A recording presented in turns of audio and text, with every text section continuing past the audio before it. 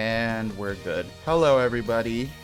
Welcome to another stream. If you are new here, I'm Royal. I'm one of the mods here, and I usually set up all the streams here. I'm just gonna make a very quick disclaimer. Typically, a lot of our streams are more TCG focused, but after speaking to Omni about Neos specifically, which is what this discussion will be about, he emphasized that Neos isn't really a good deck for the TCG, so this will be covering both Neos in TCG and primarily Master Duel. But without further ado, I'm going to leave it to him. If you have any questions, please leave them in the chat. Thank you. All right. Hello, everyone. Thanks for joining in today. And again, thanks to Royal for hosting these streams. For those who don't know me, I go by OmniReborn. I guess I'm a hero one-trick pony here and on YouTube. And today we're going to go over, as Royal said, the Neos or the Neospatian deck.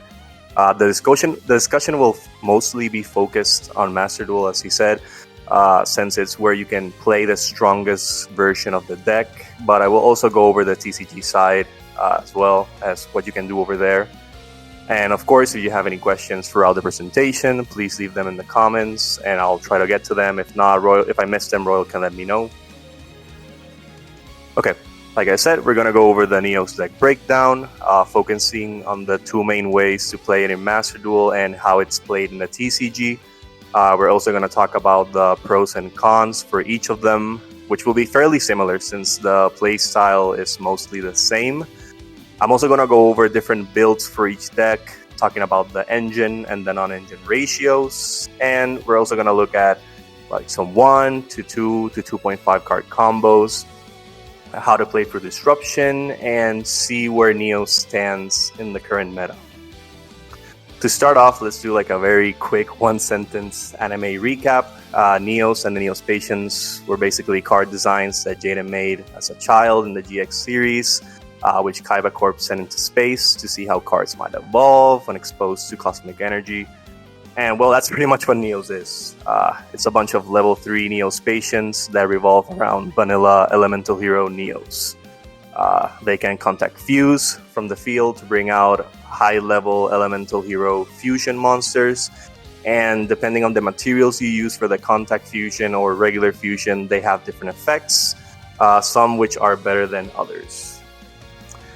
Of course, since the extra deck space is limited, the names you're going to play will differ or will be different depending on the build you're going to be playing or what you actually want to achieve with the deck. So before talking about the different decks, I do want to give a shout out to Peru, who was the person who taught me how to play Neos back in the day. And with that, let's start with the Isolde Neos version. This is arguably the strongest version of the deck since it has access to cards like Isolde to enable big plays.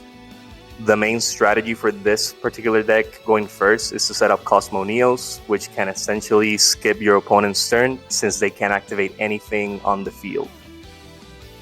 Going second, the deck does have access to board breaking tools and can easily OTK with big bodies. It has access to removal and can even deal with the opponent's field by non-targeting spinning everything back with cards like Rainbow Neos. So why Isolde? It fixes consistency issues with the deck. In case you ever played Neos at any time of seeing people play Neos, you know that the deck does brick a lot.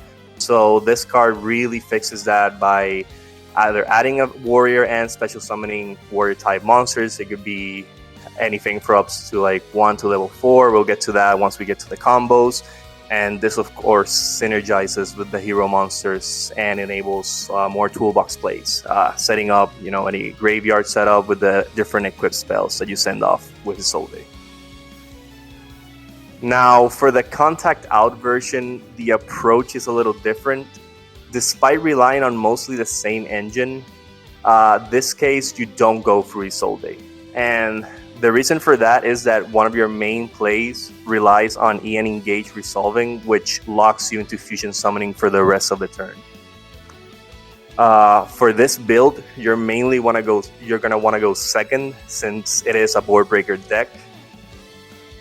The main goal is to set up Nebula Neos with cards like EN Engage, Spirit of Neos, and even using Contact Out once you get to Nebula Neos, which lets you draw cards equal to the number of cards in your opponent's field, which can get you more engine and then OTK. I need to note when we get to this version of the deck that it is, of course, all of these versions of the deck aren't necessarily good or meta, but this particular version is just for fun, since it is very inconsistent, and setting up Nebula Neos through an already established board or through disruption is very difficult. Now for TCG, the approach is very similar to what I just talked about for the other two builds. However, this version is weaker than just playing regular Omni Hero in the TCG, since we don't have access to a Soul Day there. This means that trying to set up your main play still requires 2 or 3 cards most of the time, and this is considering playing through without any disruption, which is very unrealistic. You're still going to want to set up Cosmo Neos turn 1, but you can also go for Armed Neos if you can get to Cosmo Neos, and then decide on the opponent's turn if you want to go for the Nebula Neos and draw in case you think you can survive the turn, or even go for Cosmo Neos and shut down that turn. And you could even go for Shining Neos Wingman for removal of the field. Going second, you'll still go for the board breaker approach, trying to break the opponent's field and trying to summon out big bodies for the OTK. Now, the question is Neos a viable option to play? Well, for the pros, you have a very strong engine. When the deck goes off, it can be really hard to stop. Going first, you can turn skip your opponent using Cosmo Neos, which that could basically end the duel right there. You can OTK very easily since the deck splashes out a lot of big bodies that can also wipe the board. With the large amount of extra deck elemental heroes, you pretty much have a wide variety of cards you can choose from. Of course, some of them will be mandatory, as they are important to enable the plays and go for OTK. For Master Duel, having a Soul Day is a big plus because of the Warrior synergy. Being able to add and extend is really good for the deck. Going second, the deck is not necessarily weak to removal, but it is kind of weak to it as well, since your main goal is to access your power spells and go for that big OTK, so you don't necessarily need your first bodies on the field. And there's one last thing I want to mention, is that when we get the new Masked Hero support in TCG and Master Duel for that matter, it will definitely help out with the consistency issues the deck has, since you have quicker access to Poly or even Mass Change for that matter to make your M board even better. It'll also give you access to cards like Dark Law and Chaos turn 1 easily. I will also go through a deck list that kind of shows what would that look like for TCG for Neos. For the cons, the main problem of the deck is consistency. You have to run a lot of bricks or cards that really don't do anything on their own. And for Master Duel, you run even more bricks because of the cards that you need to run for a Soul Day. Those being the equip spells, the support cards like Renaud, Firefang Lady. The deck is also very weak to a lot of popular hand traps in the meta. We do a lot of special summoning, so the Charmings and Maxi killed the deck. You rely a lot on searching to get your plays going, so cards like Duel can really shut you down as well. The deck doesn't really have an out to Nibiru, even though you can play around it, so you do have to take it into consideration in case you don't want to get blown out by it as well. And also, a lot of your hands will only really have one main play, which most of the time can just be stopped by a low impact hand trap like Ash or Imperm. And despite Hero being a combo deck that can be considered easy to learn, playing specifically Neos and for Master Duel does have a higher skill floor, since depending on the hand, most of the plays you'll make will be different. It's not like a cookie cutter combo that you will make every single time. The combo will differ depending on your starting hand. And most of the time you can end up missing a name for Cosmo Neos if you don't sequence your plays correctly, because of course you want to be able to set up either in your hand, field, graveyard, or banishment 3 different Neospatian names and the Neos to be able to summon Cosmo Neos on the opponent's turn.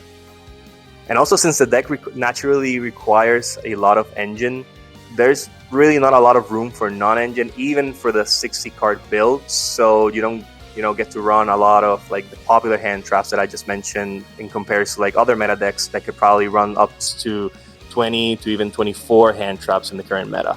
So that's something you need to consider as well. And finally, you do need your graveyard for a lot of your plays. Doesn't necessarily kill you, but you do need to be able to send certain cards to the graveyard or to trigger their effects, or just have them there for the next turn. So cards that could shut off the graveyard can also really stop you from playing overall.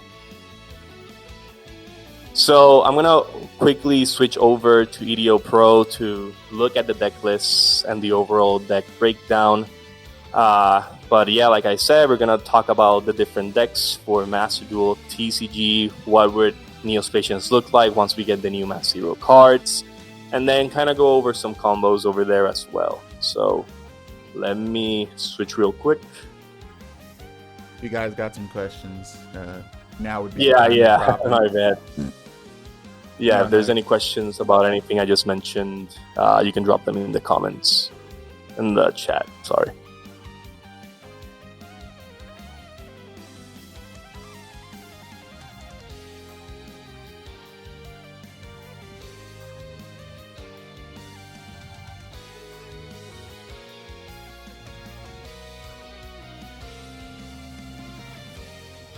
Okay, yeah, let's keep going.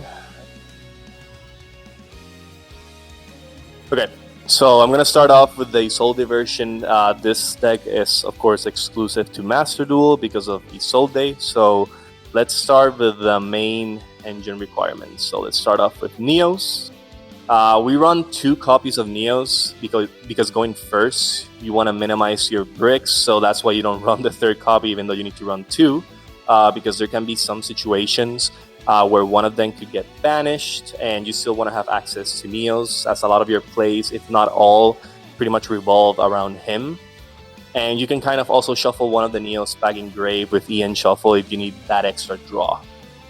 Spirit of Neos is also very valuable because it pretty much helps search extension. It can further plays, it can tag out for Neos.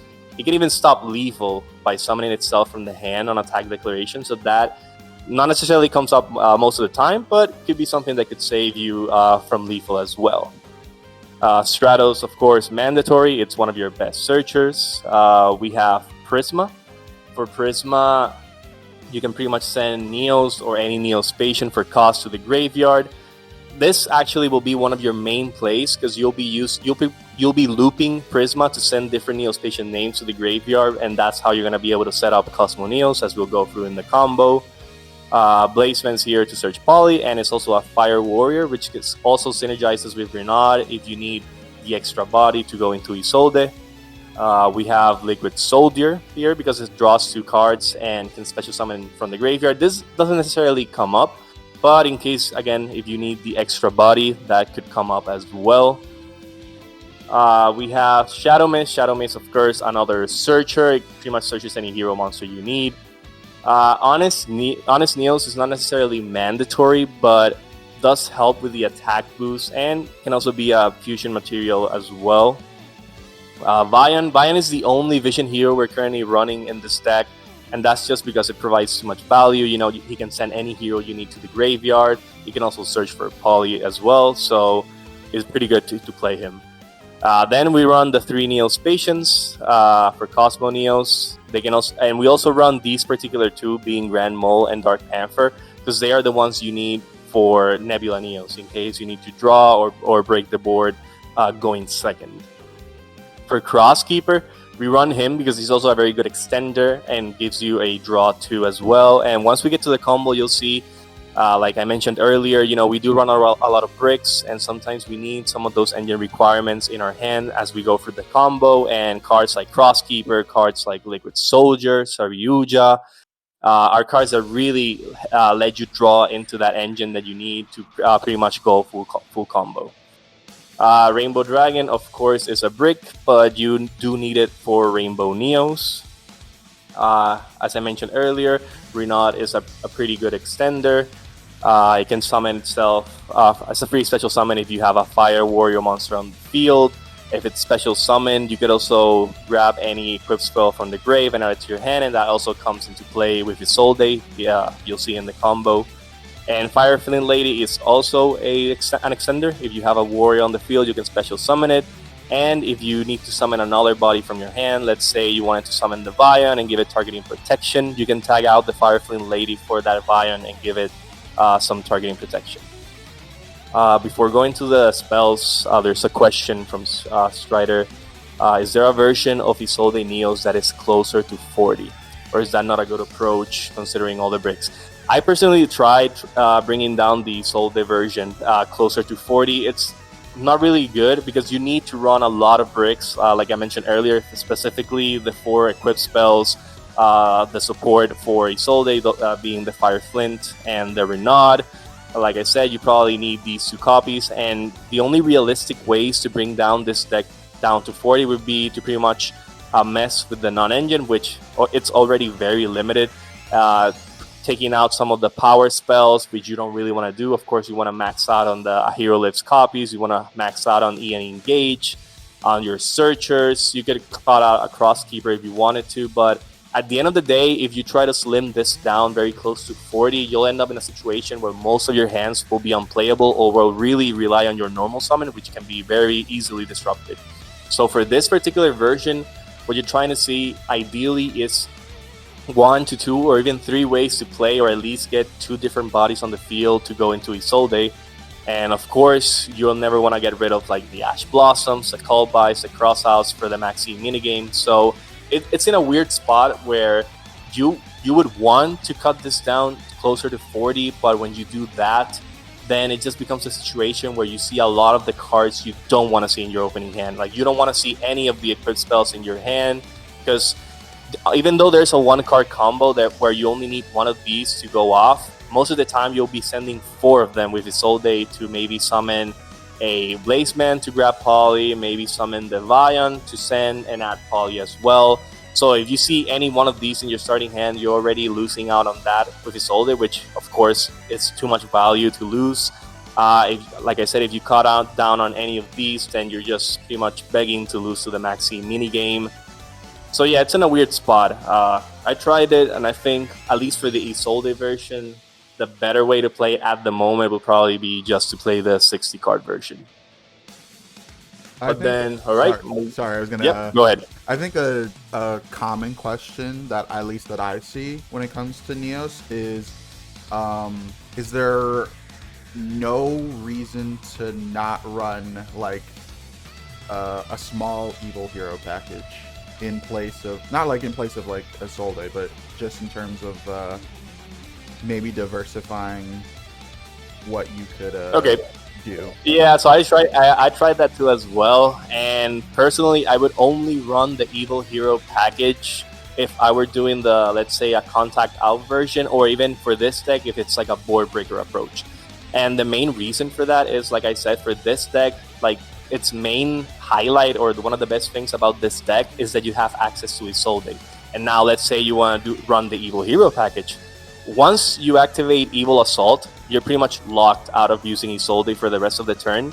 So even though you get the extra body, let's say from the prison, you get to send as well, you're just pretty much locked out from there. So unless your only play in your starting hand is already Ian Engage, which of course locks you out of playing Isolde, then that's where it could come up. But ideally, 99% of the time with this deck, you're just trying to get 2 bodies on the field and go for Isolde. So the Evil Hero package isn't really that good here for this deck.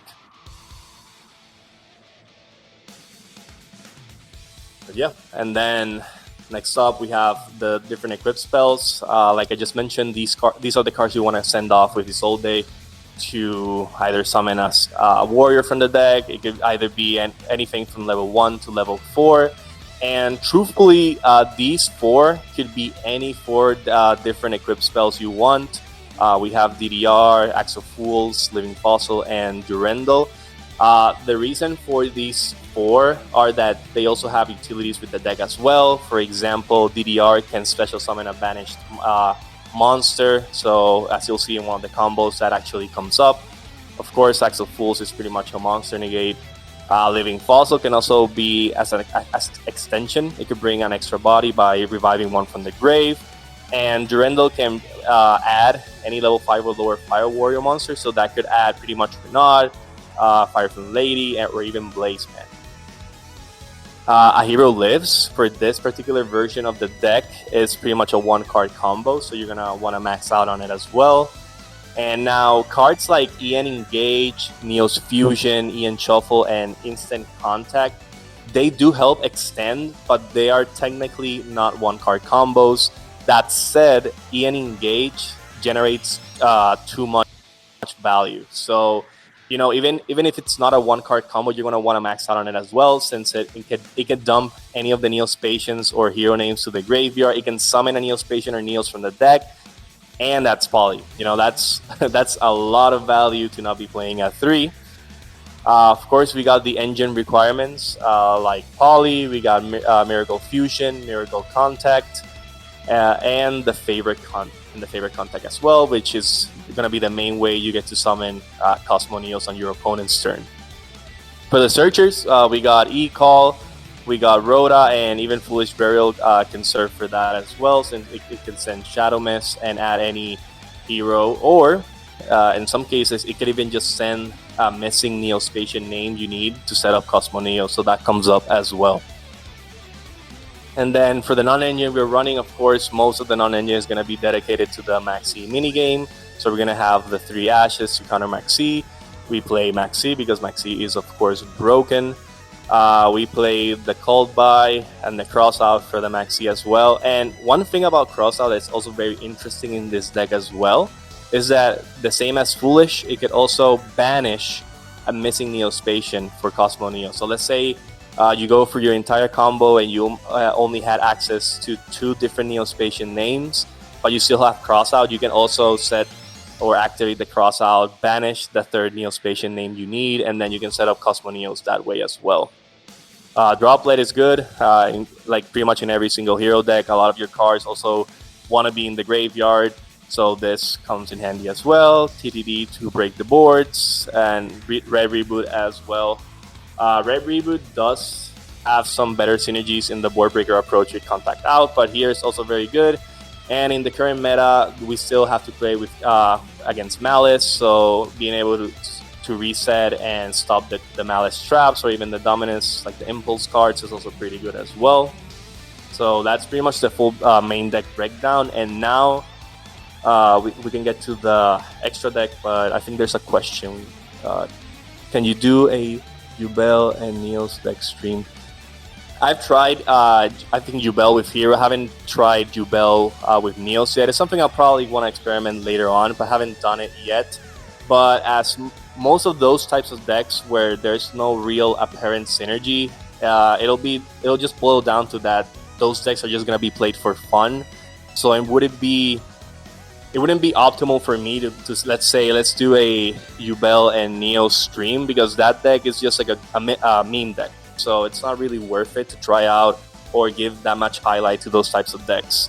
Even though the deck I'm showing now isn't necessarily a meta option or like top tier deck, it is still a cohesive strategy that does work when it pops off. The only, of course, main problem with this deck and pretty much most of the hero decks is, that it bricks. So there's, at the moment, no real way to get around it. You have to run a lot of different core requirements, a lot of engine cards that just simply most of the time don't do anything on their own. But it's it's something you have to do. And yeah, like Royal said, you can go through him if you want to set up a stream and discuss it with him. He'll let you know. He'll probably turn you down on the Jubel and Neos stream, but he's pretty much the one that's on top of it. So yeah. Let's go over through the extra deck.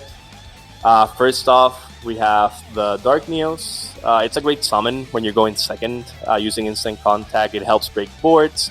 It can actually counter, not a lot of people know this, but this card can actually counter a lot of multi-negate cards on the field like Apollo. Because even if Apollo negates the Dark Neos, this card's not a hard once per turn, so you can activate Dark Neos again and continue trying to negate the Apollo. So you can pretty much go through all of the Apollo negates just using this one card. Elemental Hero Aqua Neos is very good in case you want to hand loop your opponent if you have the extra cards or the necessary engine to just go through full combo. And this actually could be common since you get to draw a lot of cards through Crosskeeper, Liquid Soldier, Saryuja. So if you have enough to go full combo, you'll have a lot of cards in your hand as this card fodder for the Aqua Neos as well. For Brave Neos, this card's a good target. This is pretty much most of the time is going to come out through Neos Fusion when you need to send any missing Neospatian name to the graveyard. That's pretty much the main way to set it up. For Sunrise, it's a great card because it pretty much adds Miracle Fusion. It boosts your field. It also has the generic hero with different attributes targets, so it's a great poly target as well. Absolute Zero, also a very good board breaker card. It could be also an extra body, so most of its utility is going to come going second, but it's a card worth playing as well. One of your main boss bodies is going to be the Shining Neos Wingman. Pretty much could most of the time just board wipe the opponent's field and go for game. This is one of the main cards you're going to want to go for going second. Infernal Rage is like one of the key cards for the deck since it pretty much enables the favorite contact plays. It can tag out for Sunrise and in turn for Shining Neos Wingman. So definitely one of the key cards you want to have to be playing. In this particular deck, Nebula Neos isn't a key part of the strategy, but going second, it can definitely come up if you have access to cards like Gain Engage and Miracle Contact. You could go for Nebula Neos for the extra draw power, grab engine, and then just keep going from there to OTK the opponent and break the field. Rainbow Neos is also a pretty good going second card. It's very versatile. It can pretty much return all of the opponent's monsters, so this is a non-target spin in case any of the monsters on the opponent's side of the field have targeting protection, can't be destroyed by battle or card effects or stuff like that. It can also return cards from the graveyard as well, so it's pretty versatile. It's a very good card to run. And of course, Cosmo Neos is the main play in this deck, and it's the main monster you're gonna want to summon with favorite contact once you go first. It pretty much stops your opponent from activating cards on the field, and he can respond to this card's activation, which is very key as well. So it's pretty much King Calamity on Lex, pretty much. And of course, we already talked about Isolde, which adds just too much value. It searches for a warrior and special summons another one from the deck. Cross Sheep helps extend when fusion summoning. You'll see it in the combo as well. It also provides an extra body. It helps you link climb for Saryuja plays and Silantis plays. SP is an interesting choice when it came out, and it's pretty cool for this deck in particular because when you play alongside Cosmo Neos, it sets up a very cool play. So once you play, it's an interesting thing about favorite contact is that when you summon a monster you summon off of favorite contact cannot be spun back to the deck. So that comes up because Cosmo Neos has a board wipe effect on the end phase. Let me pull it up here. Once per turn during the end phase, shuffle this card into the extra deck, and if you do, destroy all cards your opponent controls. So if you just summon Cosmo Neos off of favorite contact, that effect will not be able to apply because the card summoned off of favorite contact can be spun back to the extra deck. However, if you summon SP, and let's say even though your opponent can't play at least cards on the field, they can still activate cards in the hand or graveyard. So if your opponent activates anything, you can chain SP, banish the SP and the Cosmo Neos, and then on the end phase, let's say your opponent set 5, for example. Then once SP and Cosmo Neos come back, since the effect from favorite contact is wiped off the Cosmo Neos, and then on the end phase would go back into the extra deck and pretty much board wipe the opponent. So that is a pretty neat play to do as well. And yep, like Strider said, Book of Moon and Protection of the Elements can do that. So yes, it's a pretty nice trick, and that's why SP is played here. Saryuja, it's also an extension. It's one of the ways you can get, if you already use your normal summon, you can have access to Prisma if you search it off Stratos or anywhere throughout your combo. If you summon it using 4 different bodies, you also get to draw 4, return 3. So that also comes up as well in case you need the extra engine, or 1 non-engine in case you have access to all of your cards. And finally, Sealantis. Sealantis is here. This is the card that we're going to be using to loop Prisma. Pretty much once you summon it, let's say with Saryuja, you can activate Prisma, send one of the bodies, and then summon Sealantis off of Saryuja, banish the field, reset the field, and then you can activate Prisma again. So that's one of the main ways to loop the Prisma and send pretty much all of the Neospatian names to the graveyard. I wanted to add one more thing. That's why I have these 2 cards in the side deck, is that Ferris is also a card you could play in this version of the deck, since, like I said earlier, the main goal for this deck is to set up 2 bodies and go for Isolde. So let's say you already went for your normal summon, you have an extra hero, you have Ferris, you could activate Ferris, and of course you will not activate its second effect to set up a Vision Hero increase. So it's just to summon itself as the extra body and then go to Isolde from there. And then I just added the Imperm here because, like I said, the non-engine is pretty much up to you. This is just personal preference.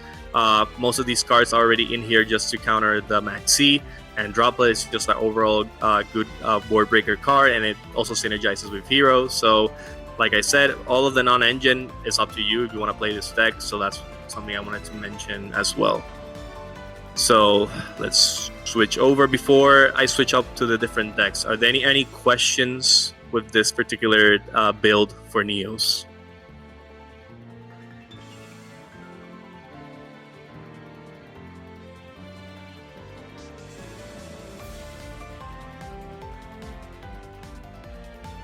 Didn't seem like it. Let's go. Okay. Yep. So now for the Contact Out version. The core is going to remain mostly the same. You do play an extra copy of Neos, of Grand Mole, and Dark Panther for Contact Out, since you do need the materials in your deck, and this only comes up because of this card, Contact Out. Let's say, of course, we're going to go for the combo, but let's say you get to Nebula Neos and you want to use Contact Out.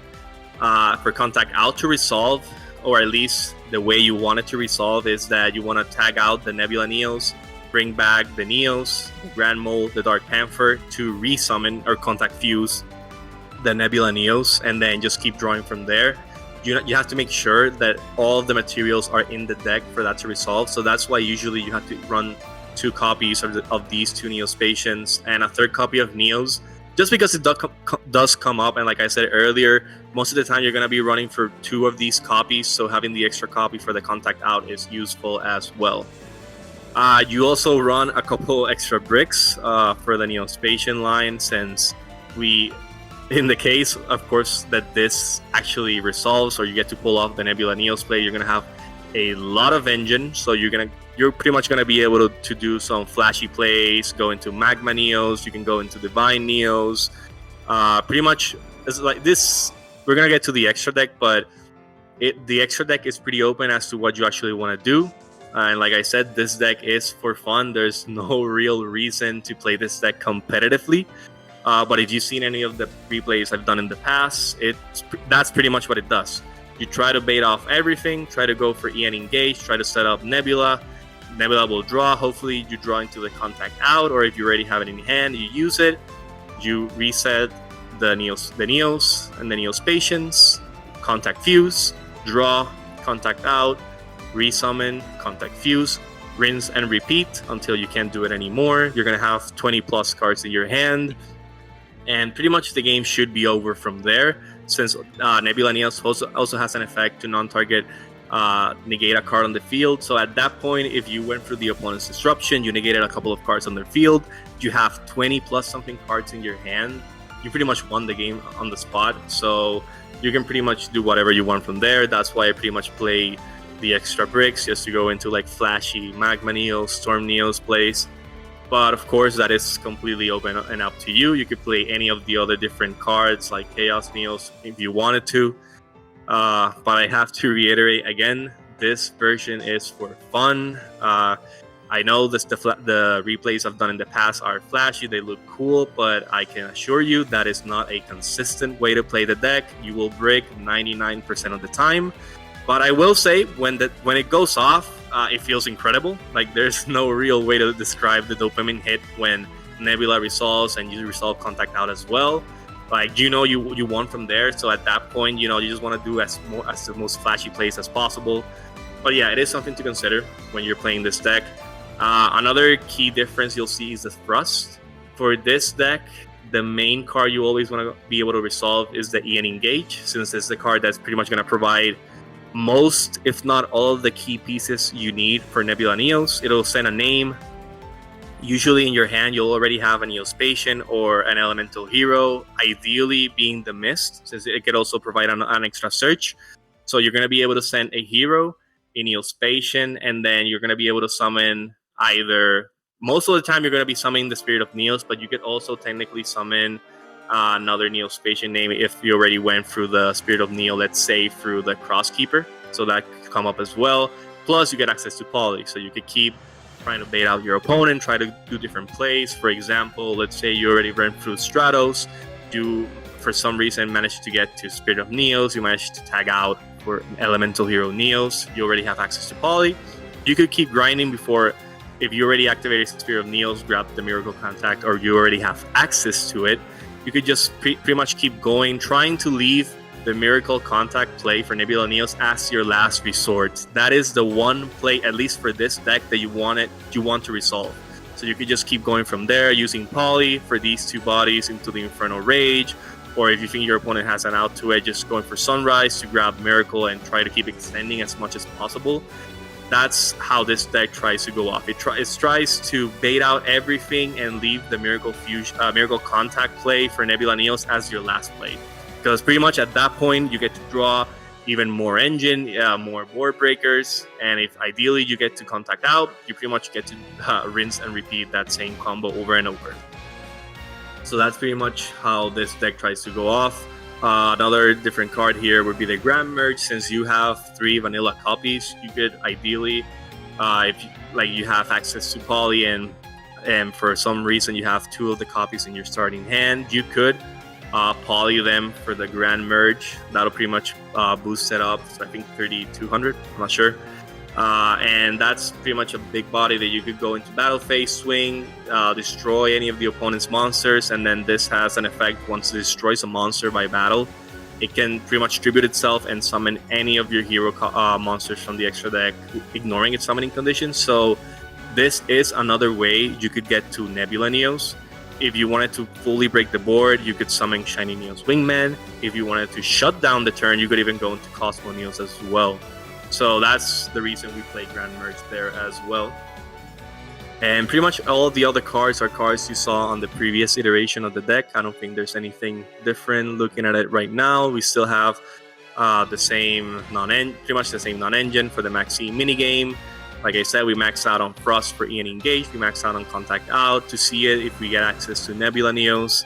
And like I said, all of these names for the Elemental Hero Fusion monsters, at least the ones that are not mandatory, are pretty much up to you. So Dark Neos, like I said, has good versatility against multi-negate cards on the field. This hand loops, and then these 2 are pretty much on the win. You could swap them or leave them if you wish. And of course, that's also going to vary with the cards you have on the main deck as well. Divine Neos, even though it's not necessarily a broken or very good card to begin with, does have sometimes relevant uses in the case that, for example, you have Prisma in the grave. You could use its effect to banish and send another copy in case you wanted to copy a name for a Contact Fusion, in case you needed to send an extra name, a Neospatian name, to the graveyard for another Miracle Contact play. That does come up, so even though it looks like a big boss monster, it really isn't, but its effect does come up on certain situations. Before we hop on to TCG lists, I wanted to mention that I did forget doing these lists. That there is another version that you could play in Master Duel. I don't think I have really a good copy of it because I think this list, this is for TCG, but it would be the OmniNeos version. I think that list was made by Magus a while ago. Even though I'm not showing it here, I think I could tweak with it for like 5 minutes and kind of show you how it works. But the main play would kind of be... So the main way to play OmniNeos is pretty much play regular Omni Hero and Master Duel, add like 4 or 5 bricks to the deck, and then be able to set up with the trap Cosmo Neo. So you basically run... Let me grab this. So you basically run the 3 Neospatian copies. You could either do it with the Spirit of Neos and Neos Fusion, or you could run the Prisma. But what you want to basically do is, with this list, is try to get access to Neos in a different way that it's not through the divisor. Let's say either adding it from Shadow Mist or Stratos, and then using this card, and let's say you have access, or you don't have access, but you run Nebula Neos in your extra deck. You could have this here. Won't be able to add it, so let me just grab this. And then reveal it with Divisor, add the Grand Mole, the Dark Panther, and then just do the exact same standard Omni Hero line you do going first. But the only difference is that once you get into the Wake Up and the DPE, when you pop, instead of going for, let's say, Shadow Mist to add the Mass Change, you could go for Prisma. And then once you summon Prisma, you can pretty much send the last name you need. So for this case, you would have to run Prisma, you have to run the 3 Neospatian bricks, you have to run the Nebula Neos, and you have to run Aqua Neos because you're going to have to reveal the fusion monster to send off the last missing piece for Cosmo Neos, and of course run Cosmo Neos in the deck. So after you do the standard Omni Hero line, and of course running the cards I said, instead of going for Shining Neos Wingman on the opponent's turn, you just get to go Cosmo Neos. So that's the main way. Of course, at the end of the day, playing standard Omni Hero as it stands today in Master Duel at least, it's a way better version, so I wouldn't necessarily recommend trying to do the Cosmo Neos version, but it is an option to consider. I tried it, it's fun as well. But of course, you already have to run a lot of bricks in this deck, so adding 4 additional bricks isn't necessarily the best thing for the deck, so it's something to consider as well. All right. Are there any? Yep. Yeah, no, I was gonna go through it right now. This is more of, I guess, an assumption, but like BJ and Shirun were like, they love the contact out version, and I assume based off of how you were talking about it, would you say it's your favorite way to play Neos? Not necessarily the best. Yeah, I mean, it's not my favorite way just because I've played it so much that I know how much it can brick. I mean, it's definitely my favorite deck when it pops off. Like, if I get to resolve Nebula Neos and Contact Out, there's definitely no deck that would surpass that for me, at least as a dopamine hit. Like, with that when it pops off, there's no better feeling. But if I were to choose a Neos deck that I'm actually fond of, that I would play, that could actually work, is probably the Isolde version, just because it does have a real, if it doesn't brick, it does have a real chance of going first and second and winning. It does have a cohesive strategy for both going first and second. It has a lot of versatility. It has a lot of plays that you can get into. So it's definitely the better version, but of course the contact out version is just too fun. Like most of the fun or mean decks, once it pops off, it feels great. But the sad reality of this particular deck is that it's not consistent. Well, sometimes you'll be able to do like very minimal plays. Let's say you'll probably, with this version, most of the time you'll still be able to get to Shining Neos Wingman, for example. Like most of the time you'll be able to get different heroes and poly, and you'll still be able to go through that line. So that's something that'll always be there, for at least for this version. But most of the times you're gonna be getting like very random hands. Like let's say you get something like this, you probably draw one of these. You're gonna draw Rainbow Dragon a lot of the time, and then you draw something like this. And then when you look at your starting hand like this, you really don't want to play the deck. It just feels sucky as hell. But it's part of the grind. So like I said, if you understand that you're playing this just for the sake of fun and trying to get this to resolve, then you'll be okay. But just don't expect to grab this deck and like 100% of the time get flashy replays and win all of your duels, because that's just completely unrealistic. All right. Following that up, this is a question I can answer. Johnny Boy, Omni does have a masked hero plus Neospatian deck list that he's going to show in a bit, so just stay tuned for that. Someone mentioned technically Evil Hero does work with Neospatians. I think we already covered that. I don't know. And I mean, yeah, go ahead. I'm just gonna reiterate real quick for that. Just in case you missed it, for the Isolde version of the deck, the main reason you don't run the Evil Hero cards is because of this one, Evil Assault. So if you read Evil Assault, you'll see that once you use it, you're pretty much locked out from the extra deck except hero monsters. And for this deck in particular, your main goal is this one. It's Isolde. You wanna be able to resolve Isolde and pretty much go for full combo from there. So even though this provides the extra body, it just locks you completely out of the link cards you have in the extra deck. So it's not really a viable option for this deck. For the Contact Out version, I did try it. It does work. Of course, all of your extra deck monsters are Elemental Hero fusions. So yes, you could tweak this version, just adding maybe 1 or 2 Evil Assaults, 1 Adusted, 1 Prison, and that should work as well. So yeah, for the Contact Out version, you could definitely swap in some Evil Hero cards and play around with the engine and non-engine. So for example, you could cut off a Contact Out, maybe if you really wanted to, you could cut one of the Neos. I wouldn't necessarily recommend it, but it's something you could do. You could cut out a Neos. Maybe, let me see what else I would cut.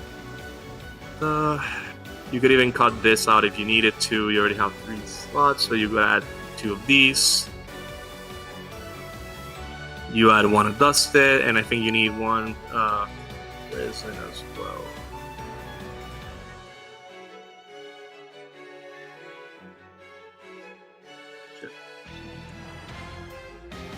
Yeah, so if I were to cut something else, you could cut it either. It's tough because of course you want these maxed out. You want all of these extra extenders or conditional extenders maxed out as well. If this pops off, you ideally want 3 Miracle Contacts for the flashiness of it. So it's kind of difficult to choose where you want to trim down. But let's say you could trim down an extra droplet, and this is just like a 5-minute change. This is something it could look like. It works pretty good because of course Prison sends for cost, so in case it doesn't get disrupted, you could send the Mist, and then, or actually for that matter, you can send any card you need. But let's say you send the Mist, and then you can keep going from there. So yeah, at least with the Contact Out version, you can play the Evil Hero cards. It's just with the Isolde version that's not really a viable option. All right. To follow that up, someone asked, isn't Divine Neos just an incredibly bad card? It is. It definitely is. It doesn't really have, let me pull it up again. It doesn't really have any big applications going second. Like I mentioned earlier, the only real thing that comes up from Divine Neos, it's effect of pretty much banishing any hero or Neospatian and copying its effect. And I would say 99% of the time that just comes up with Prisma. So in case, let's say turn 1, you already have access to 2 of the 3 names you need for Cosmo Neos, but you have Prisma and Grave. You could Miracle Fusion into Divine Neos, banish the Prisma to copy its effect, and then use its effect, reveal, let's say, Nebula or Aqua, whatever you need, to send and then copy Prisma's effect to send the last name. So it does come up when you want to set up Cosmo Neos, and particularly for TCG as well. It'll come up. You'll see it there. And going second, if you already, let's say for this version, you already went through like the contact out loop, then this is just there for flashy purposes only. Yeah, it doesn't really have any really good like board breaking applications. It just copies any of the Neospatians or monsters affecting the grave. So like I said, most of the time you're just gonna be copying Prisma to send another name to the graveyard. All right. Basherman said, in regards to Neos Fusion, summoning Neos Lord off of Neos Fusion is a pretty cool play. Yes. I mean, you can, but at the same time, you're losing a body on the field, and if you're going for Neos Fusion, Evil Hero Neos Lord turn 1, then at that point, don't you just want to play regular Omni Hero? Because for this regular version, of course, this is for TCG, but it's pretty much very similar in Master Duel. If you want to go for Neos Lord, I would just recommend just playing regular Omni Hero, and you can bring out, even if you don't play the big Evil Hero package, those being the bricks of Infernal Rider, the Dark Fusion, the Necrom, you still get access to Neos Lord if you wanted to with favorite contact. Of course, most of the time you want to go for Shining Neos Wingman, but it does come up, at least in my experience, at least for TCG, it does come up if you get heavily disrupted. If you still have access to the Neos and a monster on the field, of course, you can get into Neos Lord. It's not a towers, but it can be destroyed by battle card effects. It can target and steal a monster from the opponent. So it does have utility, but in terms of Neos, which is what we're talking about today, there's no real reason you want to go into Neos Lord, since, for example, when you use Neos Fusion, let's go back to the Isolde. If you use Neos Fusion, it's because you already went for your combo and you had 2 of the 3 Neospatian names you need for Cosmo Neos, and you're missing 1. So for that case, you use Neos Fusion, you send that missing name and another Neos, and then you go for Brave Neos. And that's like the sure way to get all 3 names into the graveyard, or like in rotation for favorite contact. So there's no real reason where you want to have Neos Lord here and then send a body from field and Neos from deck or whatever and go for Neos Lord, because you then don't get to set up favorite contact. That would only come up if you went full combo uninterrupted. You have access to lots of engine, non-engine, and then at the end you have Neos Fusion to set up Neos Lord. Of course, that would make the end field or end board better, but realistically speaking, that will happen once out of every 100 duels or even less. So at that point, your priority, at least for this deck, should be to set up Cosmo Neos. So Neos Fusion is only here to send a missing name and summon Brave Neos to set up favorite contact for Cosmo Neos. All right. 2 things that are not here, but I think you should cover. One, how is Neos in Master Duel currently in the format where we have Ryziel and Malice? Just because I think a lot of people here are probably going to want to try this now, and those will be common decks that they'll face. What are your opinions on that? I was planning to talk about that after the combos, but if you want, I can talk about it now. You want me to go through it now? Yeah. All right, sure. Neos, I don't think there was a particular point in the Master Duel meta that Neos were necessarily good, so this is definitely not the exception. I do believe that the Ryziel meta, maybe some of you will agree or not, but it's a fairer or healthier-ish meta than Malice meta. I personally prefer playing against Ryziel every single day before playing against Malice. That said, that does bring up a lot of problems with the Neos deck, because like I said, at least for the Isolde version, The main goal is to bring out 2 bodies and go for Isolde, and you want Isolde to resolve.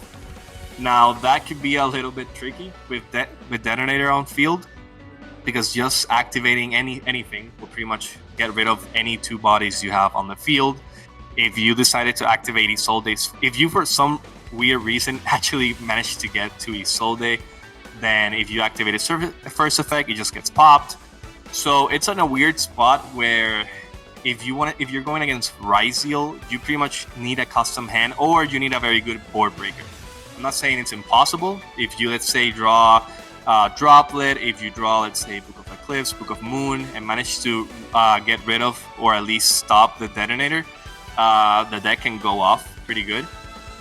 Against Malice, there's no shot. I would not recommend this deck whatsoever against Malice. Malice just has too much disruption. They draw an insane amount of non-engine, which, like I said earlier, a lot of even the low impact hand traps like Imperm Ash screws the deck, because most of the time you'll have starting hands that pretty much rely on a Hero Lives resolving, EN Engage resolving, or even E-Call. You could probably there's some hands where you have like 3 bricks, a Crosskeeper, and E-Call, and you need the E-Call to resolve. And if this doesn't resolve, you lose.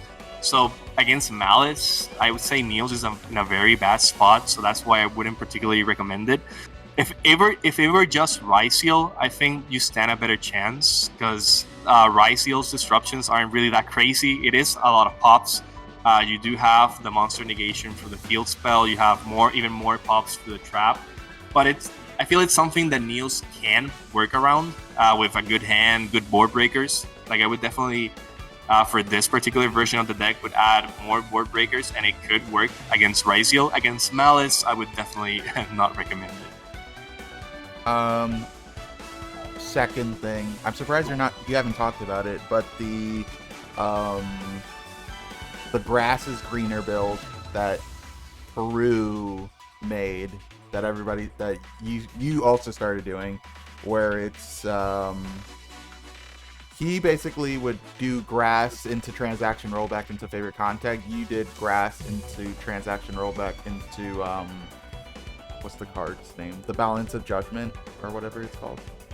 Did you? Yes, but I didn't do that for Neos. That's why I haven't covered it. I did that for the Evil Hero, like the meme build for pure Evil Hero.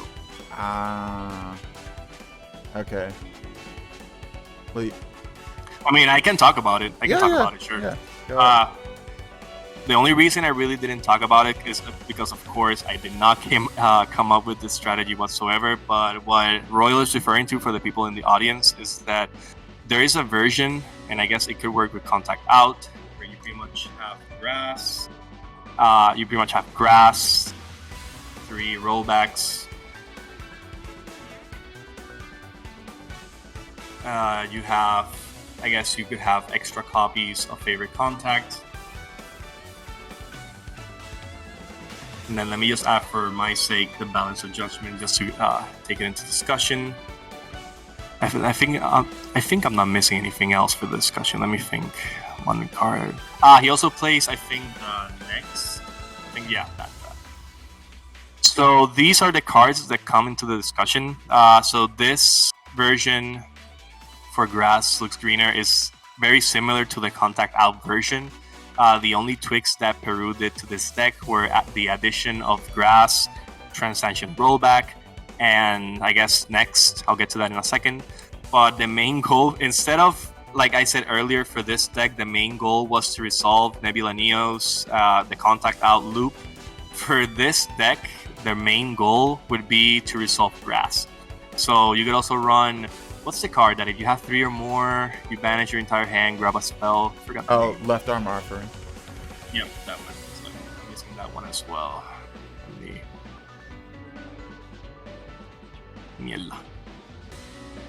So yeah, these are the cards you want to take into consideration. So for this build, with Grass Looks Greener, you basically add the grass, you add 3 left arm offerings, 3 rollbacks, maybe an extra copy or 2 of Favorite Contact, and next. And your goal is literally to resolve this one singular card. So you want to hard draw it, you want to draw Frost, you want to draw this one, any single way to get to grass looks greener and make this card resolve. That is literally the only win condition for this build, particularly, because you're gonna pretty much mill 20.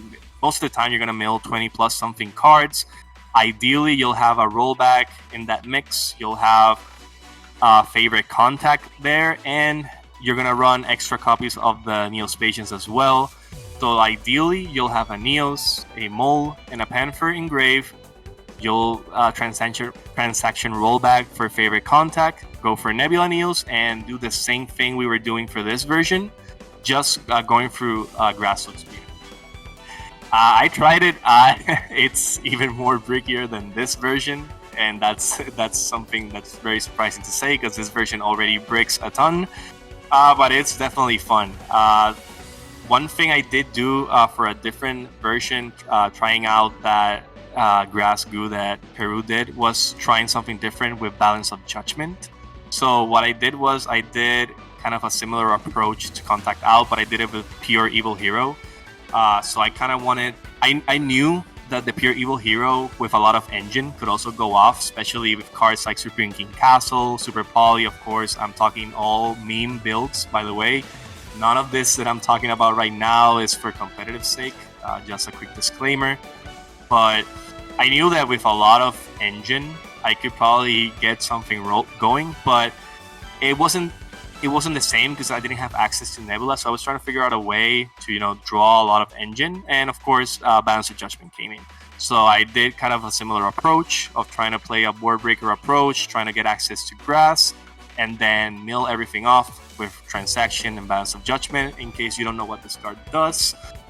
If your opponent controls more cards than combined number of cards in your hand and field, you draw equal to the difference. So in that case, what you want to do instead of having everything on board is the complete opposite. You're trying to play through all the disruptions and ideally have as less cards in your hand or field as possible to then activate Transaction Rollback, copy Balance of Judgment, and then draw equal to pretty much most or all of the cards your opponent has on field. So that's kind of the main way to go about this strategy. But of course, that's what I did for the Evil Hero Pure version. But like I said, for Peru basically just made the same build, added pretty much all of these cards except Balance of Judgment. He had all these cards maxed out, and then he just played this deck as a meme just to get this card to resolve. It's fun. It's definitely pretty fun as well, but it is a even brickier version than this Contact Out version. So you can try it out. You can pretty much swap a lot of the cards here for the engine requirements over here, but it is something to consider that it will break even more. But yeah. Also, you did forget that you did the same thing, but you did the Exodia WinCon as well. Jesus, okay, I did that only once. So yes, so there's an even brickier version than the ones we're talking about now, which is literally with the Exodia pieces. So it's basically this. Let me. So it's this.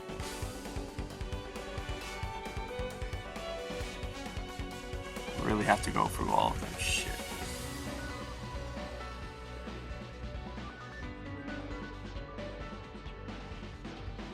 Omni already knows how I am, since we talk about doing these streams all the time. So he should have expected this. No, yeah. I forgot it. As you can probably imagine, it's an even brickier version of the build. So I'm just gonna quickly just remove some of the bricks or engine requirements just to kind of show how it would look like. Okay, yep, that should do it.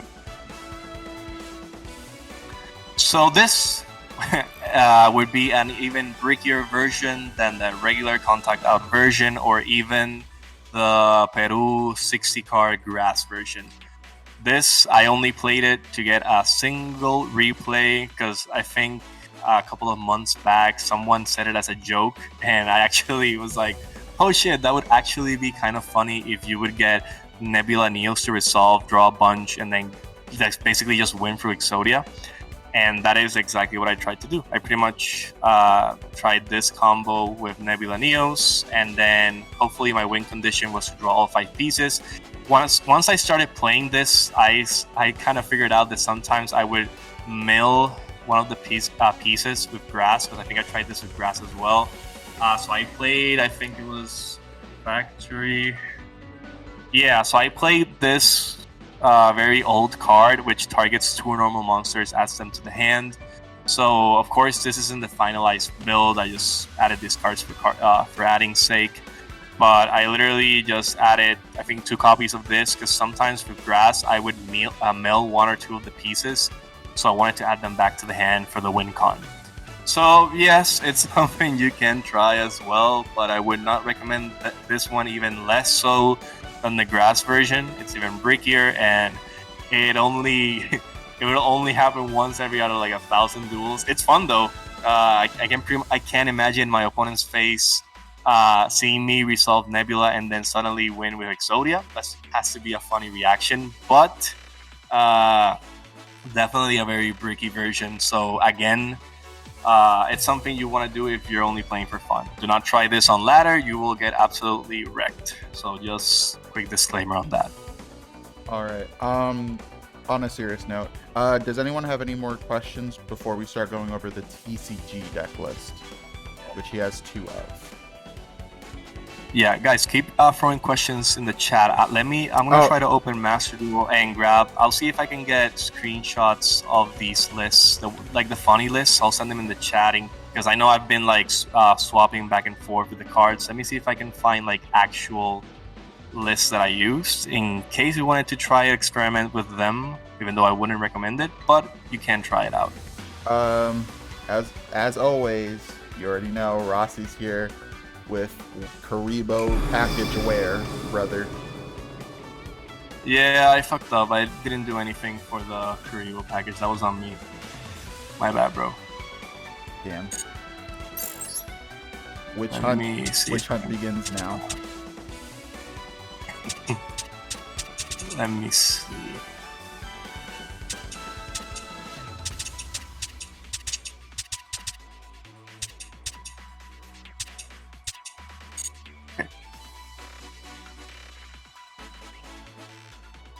Okay, I have Master Duel open up.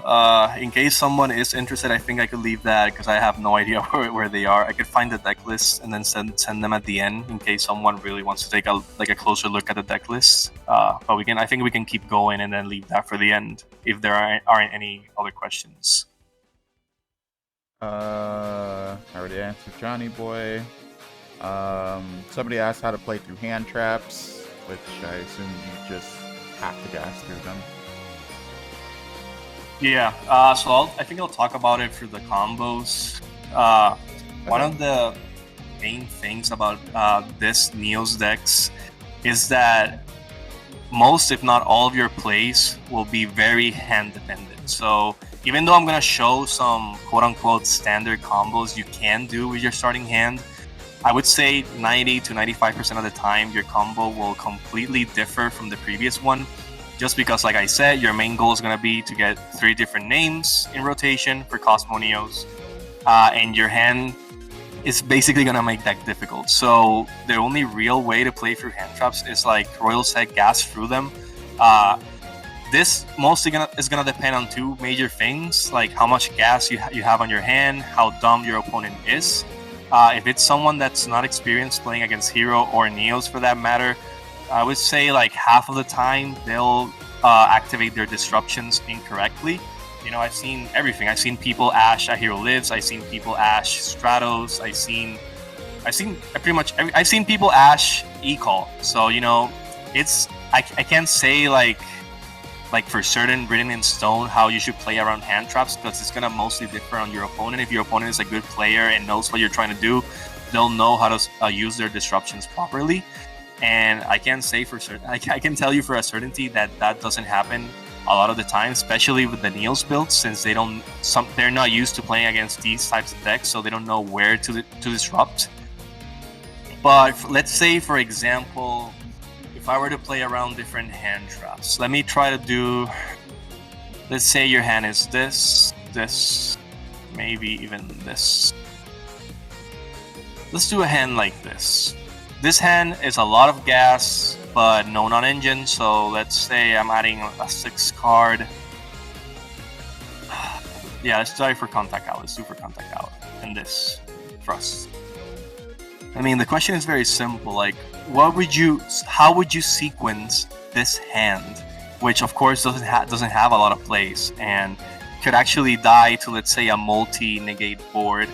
But let's say your opponent doesn't or disrupts you incorrectly, you know, that does happen sometimes. So in order of sequence, if you want to play through hand traps, for this build, you already know that you want this to resolve. This doesn't necessarily have to resolve, but for example, you could have access to Miracle Contact with Thrust, so it's something you could save in your pocket unless you want to bait out an Omni Negate. So for example, if your opponent has an Omni Negate on board and they already activated something, you could bait out with Thrust, because most of the time they'll try to negate Thrust or whatever you add off of Thrust. So for example, you could add Tactics and try to steal for them to negate, or if they already went through the Omni Negates, you could add Miracle, and then let's say you start playing for the disruptions, you activate a Hero Lips, it gets disrupted, or if they let you play, the Stratos gets disrupted, then you try to go for Crosskeeper to summon the Blazeman, try to grab Poly. Most of the time, if people see Vion or Blazeman trying to grab Poly, they will try to negate it, because for some reason a lot of people think that denying access to Poly is the sure way instead of overall denying the fusions or the fusion spells. So if they see Blazeman or Vion, they'll try to negate one or both of them. So from there, you could probably go EN, pitch the Grand Mole, pitch the Mist, summon this, grab Poly either way. So even if they negated the Blazeman, you still have access to Poly. And depending on the field, I would either try to chain block the Mist or chain block the Spirit, depending on what I have in my hand. So for example, if I really wanted access to Miracle Contact, I would just chain link 1, chain link 2 the Mist to make sure this resolves. And afterwards, you already have in your hand Poly, you have this on your field, this, even this. So I would just keep pushing before going for the Miracle Contact play. Let's say you grab this off of Spirit of Neos. I would try to go with the Poly play. Of course, I'll try to tag this out for Neos first, then use Poly with either Neos and Stratos or Blazeman. Try to go for Infernal Rage. Try to keep pushing. I'll try to keep pushing from there, at least to go through all the disruptions, and then my last play ideally would try to be to get Miracle Contact to resolve. So that's the only real.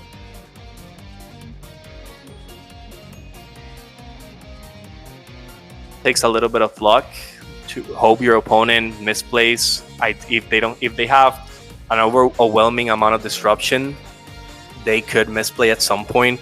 If it's 1 or 2 points of interaction, that you can definitely play around them. So it's gonna mostly depend on your hand, the opponent's field, and how they interact with your cards as well.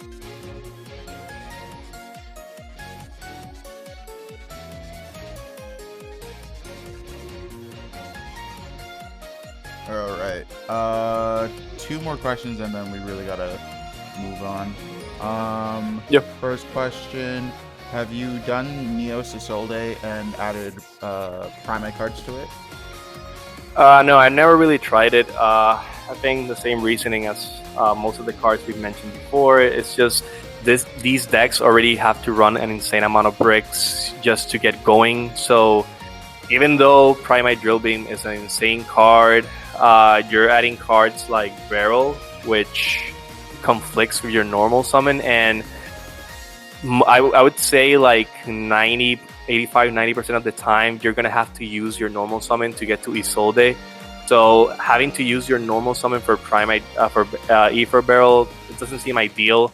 I've seen other builds. I think Magus played this as well. He tried to do like standard Omni Hero with the Primate engine. That's a neat trick, because again, you get access if you don't need your normal summon. In the standard Omni Hero, you could do the full combo with some hands without using your normal summon.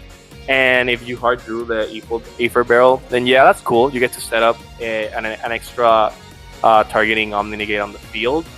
But you have to run a couple of bricks to get that to work. So I never really got to it. It could work. I just never really tried it myself.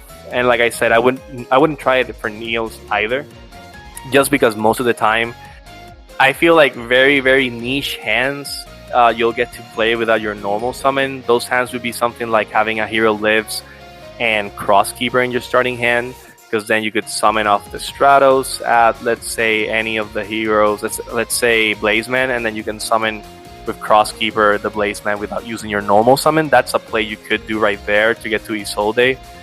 But that will happen very few times, and I wouldn't really play the Primate Engine for this, because again, your main goal is to set up Cosmo Neo. So at the end of the day, if your opponent doesn't disrupt you, or you get to full combo and get to set up Cosmo Neos, you already won. Like, there's no reason to have the extra Drill Beam on field if you already have access to Cosmo Neos. All right. There's 2 more questions. I'll answer the last one.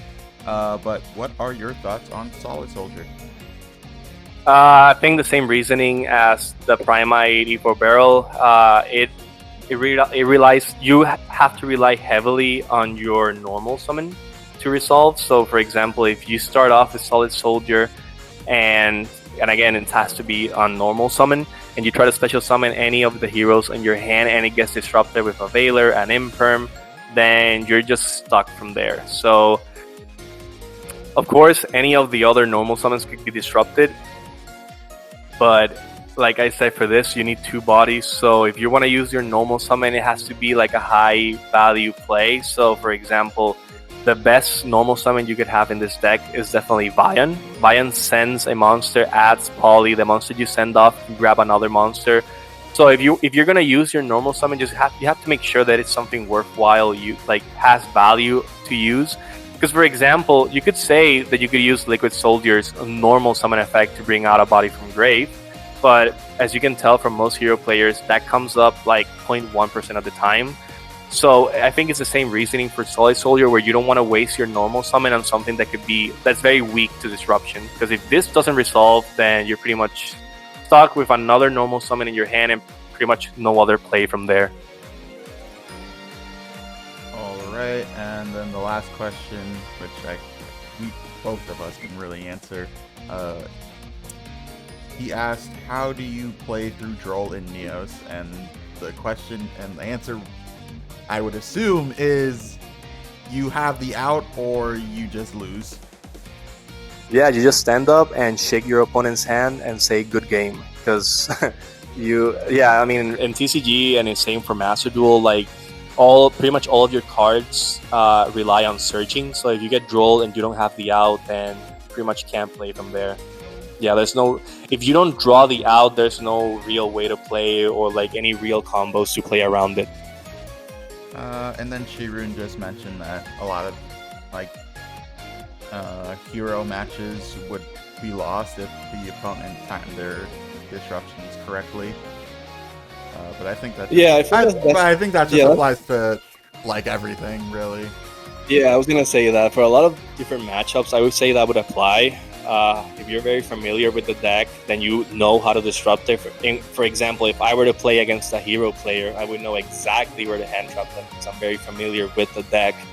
But you can't say the same about everyone. Like, I think a lot of people in this server are very familiar with hero, so they know where to disrupt them, and then maybe they sometimes see other people disrupting hero players unoptimally, and then they kind of think, oh, but they're just doing it wrong. But it's a reality. It's not just for hero. Like, a lot of decks and a lot of matchups do go that way as well. Like, if you don't completely know a deck 100% where like the choke points are, like you'll sometimes misplay on your disruptions. There are other cases I've seen where even if people know where to disrupt, but if they have like 10, 11 disruptions, you'll just see them literally clicking buttons because you can. Like, sometimes I would say like most of the time that is enough. If you have 10 disruptions, you just say yes to everything. Just negate whatever they do, pop everything they do, and you'll most of the time win that way. So it's a reality. Like, a lot of the decks today can set up a lot of disruption, and if you're playing against an opponent that, let's say, try to disrupt you one or twice during your turn, so they start off with a 4-card hand, and you have 6, 7 to 8 disruptions, you'll pretty much win if you say yes to everything. And of course, That does not happen 100% of the time, but that's how Yu-Gi-Oh is nowadays. If you have enough disruption or more disruptions than the opponent's hand, most of the time you can get away with saying yes, clicking the yellow button, and you'll win, which is sad but true.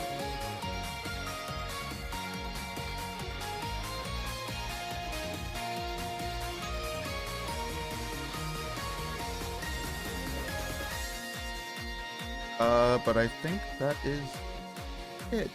Yeah, Royal added. Yeah, he added a great point. It's like when people, for example, Ash, A Hero Lives, or Ecall is like, it would be an equivalent of Royal playing Luna and someone Baylor or imprinting his Kaleidoshik, which like the Prisma stands for costs. And that happens. Like, you would laugh and think I would never do that, but there's actually a lot of people that don't know the interaction, so they do it. You know, it's a reality. Like, some people just don't know the deck, so it happens. All right.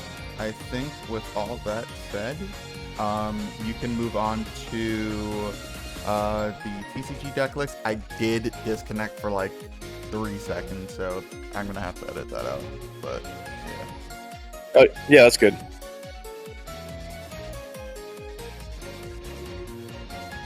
Okay. So here I have a list. I have played OmniHero in TCG, but I haven't really played Neos in the TCG. So this list is from Jose Pelaez. He has played Neos in the TCG. So this is something like how it could kind of look like. And as you can see, the core is pretty much the same for TCG, as well as the overall game plan. You still want to set up Cosmo Neos turn 1 and try to break the field going second with cards like Shining Neo's Wingman, even Wake Up going second. If you're not locked using EN Engage, you have access to cards like Infernal Devicer and Wonder Driver to, let's say, grab any missing Neospatian names to get them into rotation, so that's cool as well. He's also running cards like the Marine Dolphin, Marine Neos to hand loop the opponent in case he can get to Cosmo Neos or has extra extension. Another key card he's running here is the Arm Neos. You could summon this off of Neos Fusion, and then on the opponent's turn, depending on what the opponent does or plays, you could either decide to go for Nebula to draw or go for Cosmo Neos and then lock the opponent from playing that way. So that's another option you could do in TCG. But I don't think I have to reiterate that for TCG, the deck suffers from a lot of the same problems it also suffers in Master Duel. Like we talked about, the deck searches a lot, so it's very vulnerable to like Droll, the Charmies, hand traps. You'll most of the time have 1 or 2 plays. If they get disrupted, you end your turn right there on the spot.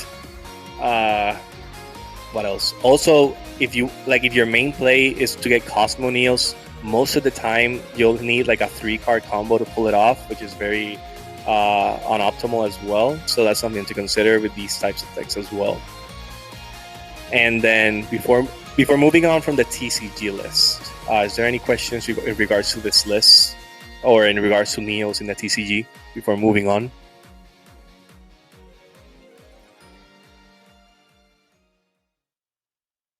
All right, we got a question coming up. All right.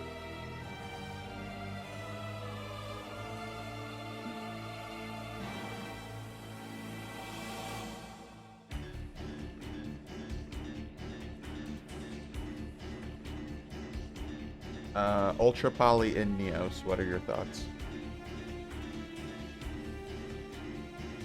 Ultra Poly. It's like a very niche card because it's cool, but there's like a lot of things that don't really make it any better than the engine we already run.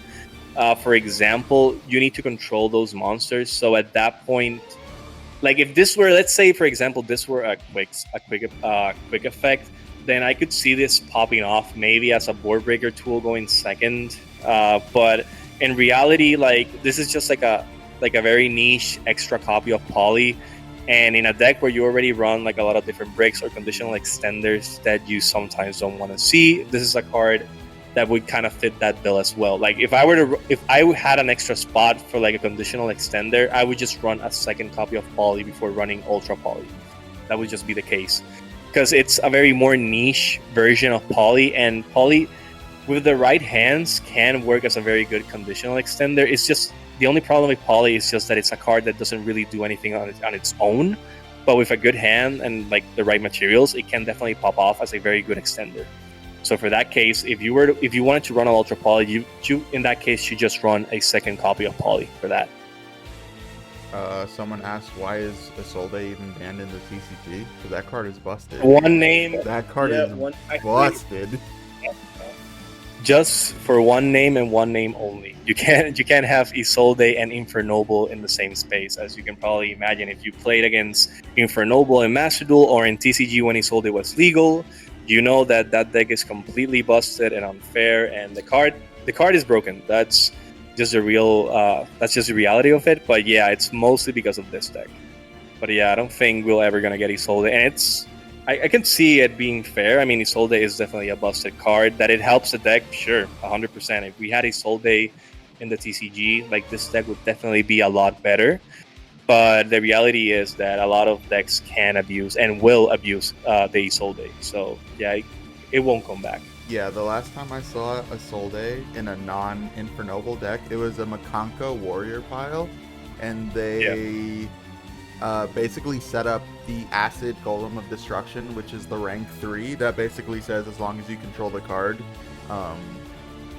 you can't special summon. They give it to you via Generator Transverser, and GG, you just lose. Yeah, you would think if you're talking about Isolde in a Neos discussion, you would think the card is fair and balanced, but the card in every single other deck is far from fair and balanced. Like, if you see Isolde in another deck or another pile, you know it's gonna be something devious or something very, very bad. So yeah, there's no real way that Isolde, at least at the time being, can come back.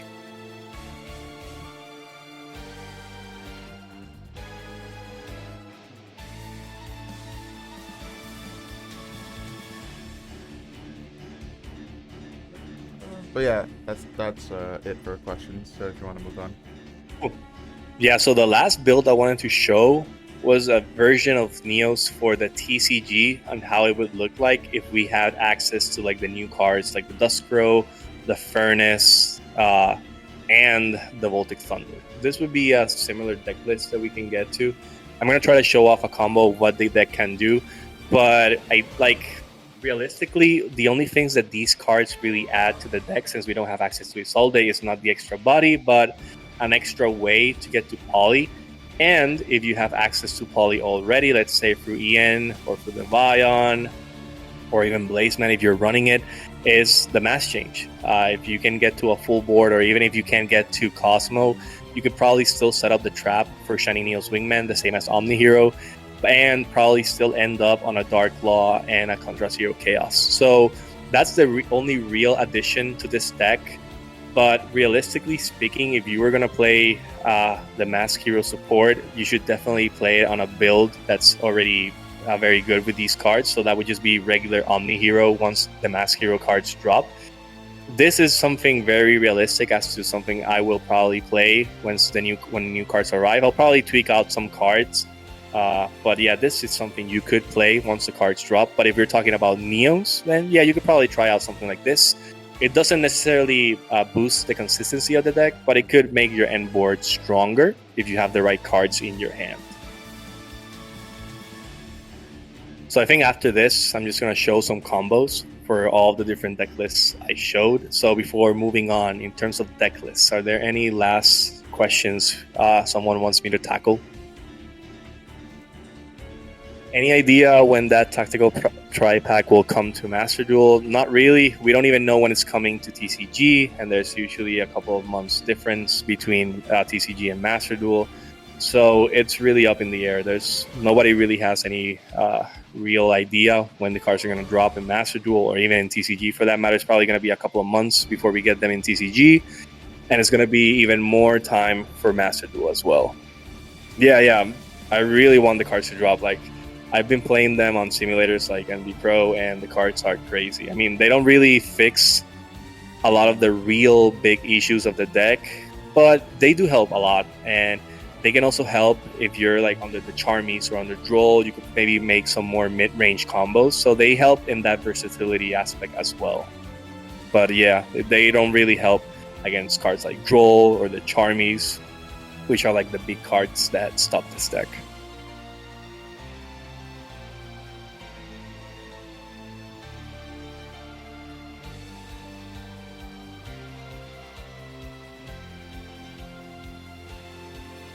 All right, let's do some combos. Yep. Okay, so the first combo, and of course, I think I'm highlighting here if it's for Master Duel. If it doesn't say anything, you could do it in Master Duel and in TCG. But this combo is Master Duel exclusive. It's for the Isolde engine, and it's the only true one-card combo you can pull off for Neos. So yeah, this crashed. So let me close this and open it up again real quick.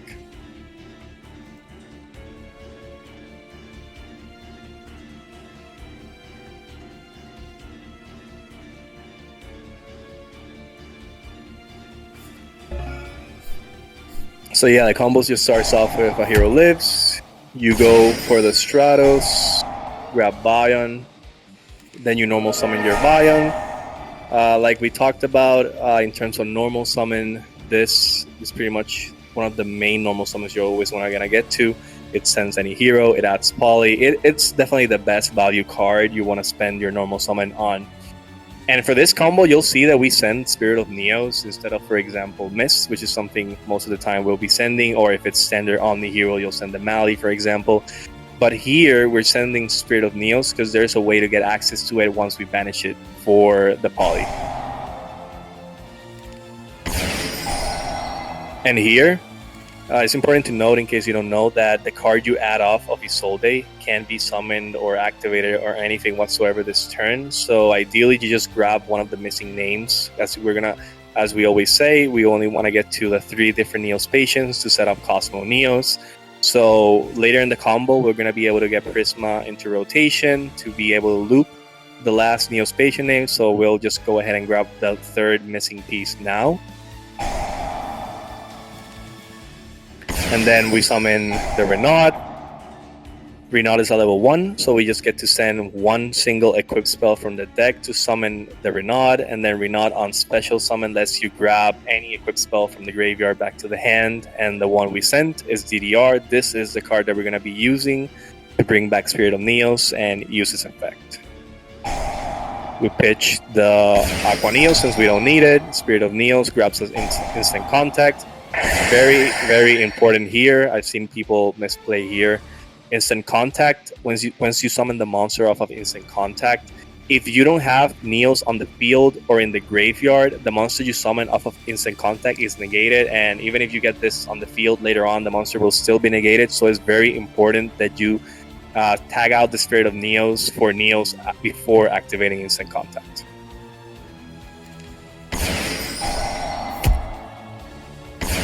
Give me 1 sec that the mouse just died. Give me 1 sec. Okay. So yeah, right here what just happened, I just went to cross cheap, summoned the Sunrise to where it points to, and it's very important here. In the other combos, you'll see that we'll get higher chain links, and you can, in theory, you could sequence them how you want, but you always want to start chain link 1 with cross cheap because the monster you're going to want to revive is the Stratos. And Strato is one of the very old cards that starts with, when this card is normal special summon. So this has to be the last thing that resolves to activate its effect again. So now we use Stratos. Now we have Prisma in rotation. Here, we only used 3 bodies for Saryuja since we don't really need the extra draw power. But in cases where you wanted to draw extra engine and you don't really need the extra add off of Stratos, you could link off all 4 bodies and go for Saryuja and then draw 4 and return 3. So we're gonna see that a little bit, but for this combo you don't really need to do that. So now you use Saryuja. Saryuja special summons any monster from the hand, and now we get to start looping the Prisma. Send one of the missing names. Sealantis banishes and resets everything. Stratos adds any other card. Since we need to get to Infernal Rage soon, we could add any different hero with a different attribute. So, for example, you don't have to add Shadow Mist here. You could add, for example, Liquid Soldier, and then you could draw 2 as well. Maybe get access to more non-engine that way. So finally, we get to send the missing Neospatian name. We go for Infernal Rage. Here is cool because if for some weird reason your opponent hold Ash or something, you could chain block the Infernal Rage, but at this point of the combo, that's probably not the case. You can grab with Shadow Mist, follow up for next turn. You still have access to Miracle Fusion as well. And finally, you get to link for SP. That's it, set the trap. Next turn, draw phase, just go for Cosmo.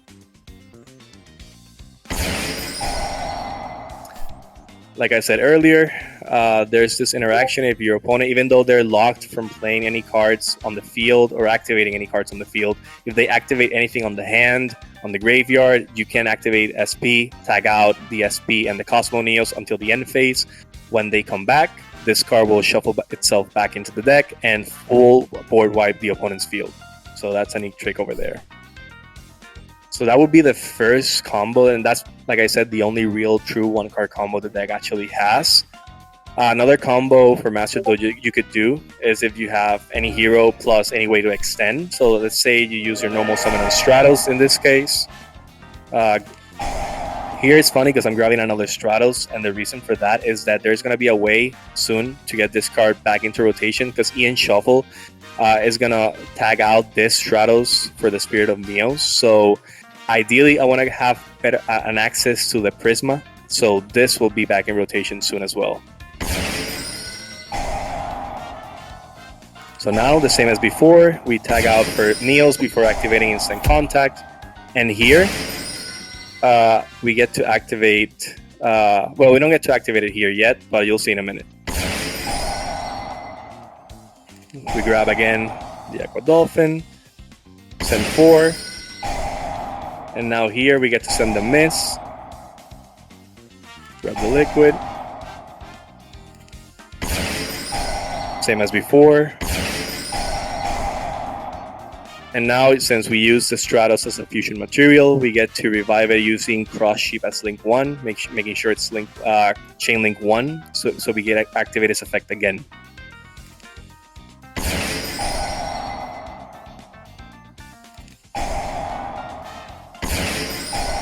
Go for the Infernal Rage, up the trap. Same thing as before. If you wanted to draw 4, return 3 in case you want an extra non-engine, you could use the 4 bodies on field. For this combo's sake, we don't really need to draw anything else, so I'm just leaving the Stratos on field to reset or resummon with Sealantis and get more follow-up that way. Summon the Prisma, send one of the names. Same as this last combo, we resummon everything. Add with Stratos, follow up, or even battle phase protection in case your opponent. Someone said in the chat something about Regenesis. They say your opponent summons 5 big bodies and they try to go for a battle phase. You could summon Spirit of Neos on Attack Declaration and stop lethal that way. And same as before, go for SP, and then on draw phase next turn, go for Cosmo Neos.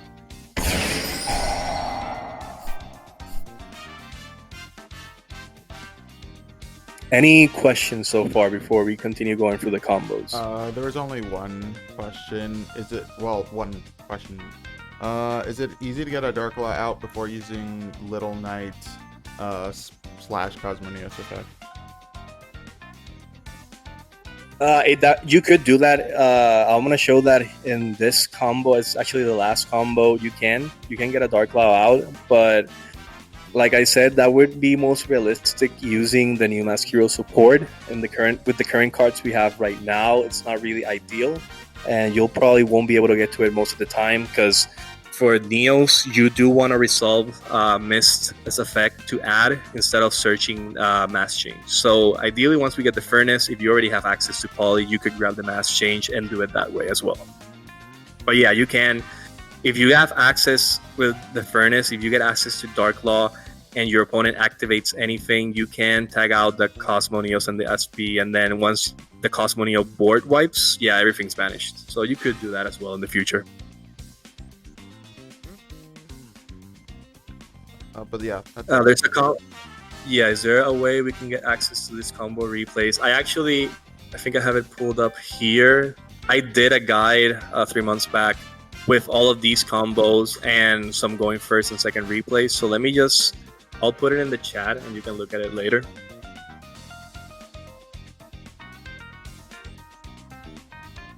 It's pretty much going through most of the combos that I'm showing here, except the newer ones for like the new Max Zero support because it wasn't announced yet.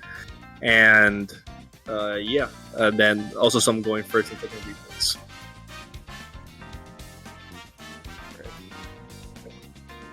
Okay, next combo is this would be a combo that could also be applied for the TCG as well, since we're not going to be able to have access to Isolde, since we're going to be locked into Fusion Summoning because of EN Engage.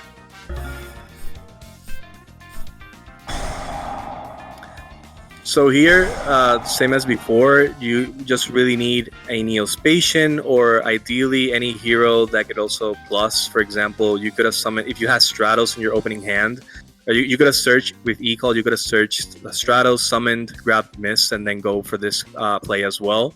So either it be Mist or Stratos or another Neospatian, you could do this play as well. You send, and then summon.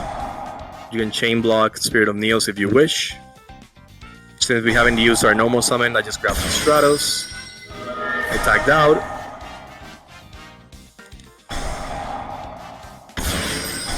Here we go for the Infernal Rage. Grab the Trap. Tag out for the Sunrise. And now here, I think someone was asking earlier in the chat, like if Divine Neos is useful in any way, and this is one of the realistic situations where it can come up. Since we still have the Prisma in the hand, we're gonna soon be able to loop it and send it to the graveyard and then apply Divine Neos' effect, as you'll see now. At this point, we have the Grand Mole and we have the Aqua Dolphin already in rotation. We're just missing one name. So now I can activate Aqua Neos, send one. So we also get to hand loop our opponent for one. And since we send the Prisma, we can activate Divine Neos, banish the Prisma, and then now this card can copy the Prisma's effect to send the last missing Neospatian we need. This goes back in the end phase. And then same as before, draw phase, we have access to Cosmo Neos. So that's one way you could do it, either Master Duel in the TCG in case you don't have access to the Isolde engine because you're fusion locked. So this next combo isn't necessarily a combo. This would just be the ceiling of the deck. This is what the deck can do if you have like a very strong opening hand. It's basically a Cosmo Neos and a 4-card hand loop. This is of course Master Duel exclusive, since it relies on Isolde as well. So for the hand's sake, you just really need these, or any combination of these 3 cards, which is a way to get to like a Searcher, an Extension, and another Searcher. It could be, doesn't have to be these 3 cards, just any way to get these. And then I'll just use the Yamas as discard fodder, as you'll see in the combo. So obviously the Ojamas could be any other 2 cards, just highlighting in them here as to say that pretty much with any of these 3 cards being a special summon, extension, and a searcher, you can pretty much do this full combo. Go cross for the Spirit. Spirit at instant contact, tag out. Go for Aqua Neos. Since you have enough discard fodder, you can send one of them to pop a random card. Go for Isolde. Here we're grabbing Neos because we already have enough extension. We don't need to send the extra. We don't need the extra Neospatian in our hand, so we can use this as a fusion material in this case. Now we send 3 because we don't really need, since we already have the extra search. We don't need to summon off, let's say, a Blaze Man or Vion. We don't need that because we already have the extra extension, so we can just start hand looping our opponent even more.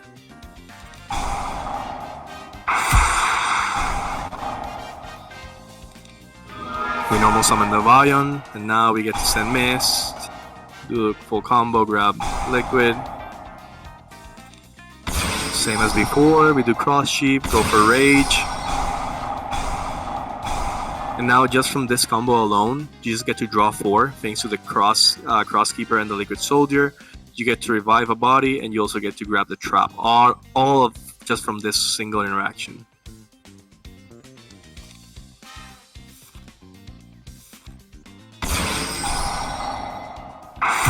We use, instead of just summoning Stratos or something like that with the Crosskeeper, since we want to hand loop for 4, we just summon the Neospatial and Aqua Dolphin again. This is not a hard once per turn, so we can just discard an extra card or dead card in our hand to hand loop another card. Tag out for Sunrise. We have Miracle. And now here, since we do have enough materials and we do want to go for the draw 4, now we just send all 4 bodies, and now we get to draw even more cards. So we drew 4 cards thanks to Liquid Soldier and Crosskeeper, and we get to draw 4 more cards thanks to Seryuja. It's very subtle that I showed it here, but of course you want to have access to Prisma, and from drawing 8 you will naturally have access to Prisma. I'm just showcasing it here as to, for example, I think at one point in the combo I had E-Call, which was also Prisma, but I just sent it back because I just drew Prisma as well. So something to note as well, since we need to loop, as we always do, the Prisma for the last 2 missing Neospatial names. Go to Atlantis, resummon everything. And since, again, this is not a hard once per turn, we get to send another card to hand loop our opponent one more time. Send the last Neospatial, go SP, and we did the same combo plus hand loop for 4.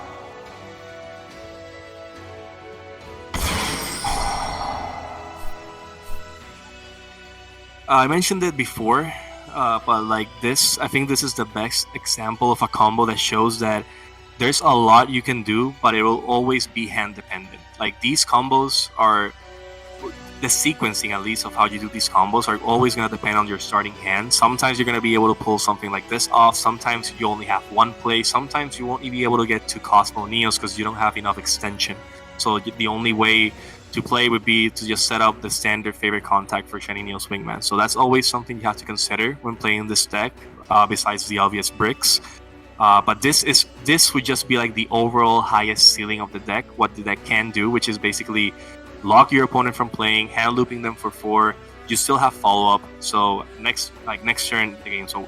But yeah, that's pretty much what the deck can do. Next up, I have like a combo for this is TCG focused because it's with the new Mask Hero support. This kind of shows like if you don't have, for example, access to the poly, how the Mask Hero cards could come into play that way. So for example, let's say you have a hand like this, and like I said, this is for TCG, so we're not going for any of the Isolde plays. So we grab Vion, send Prisma, and you'll notice here, just because of the hand, with the hand I started, you would think like 99% of the time you'll use Vion to send, let's say, Mist or something, Banish to add Poly. But just because of the hand and because I want to get to Cosmo Neos, I sent Prisma and I did not Banish. So I did not, for example, add it with Prisma with Stratos, normal summon, and use this effect, because then I can't get to Infernal Divisor because it needs 2 heroes. And if I use Prisma's effect, it'll copy the name, so this will become a Neospatial. So I can't do that as well. But I need this current rotation, right? So what we did was just send it off of Vion, but we don't get to add Poly off of this combo. So now we do Infernal Divisor to grab 2 names. And now finally here's where the new cards will actually come into play, since we still need access to Poly. We Banish, Summon, grab Furnace. Furnace, that's Poly. We can banish any of, discard any of the names. Go for Wonder. So we're close, right? So at this point, we already have the trap, 2 names in rotation. So we are missing 1 name, but thankfully, since we already have the Prisma, there is a way to loop him back into the field. And if you already guessed how it is, it would basically be with the Voltic Thunder. Yep, tribute it, revive, send the last copy of the last Neospatial name, and then we have access to Cosmo News.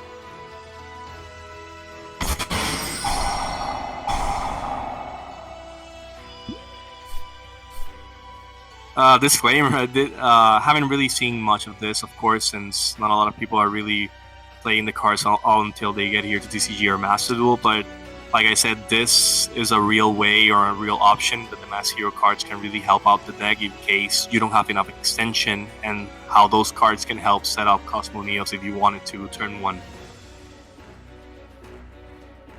Before the last combo, are there any other questions people have?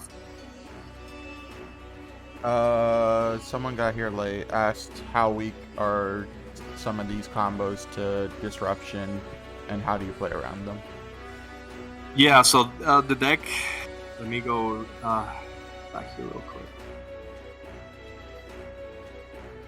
So the deck has a lot of weaknesses. For example, as you can probably tell, a lot of these cards search. A lot of our cards are just naturally searchers, so we're very weak to cards like Duel.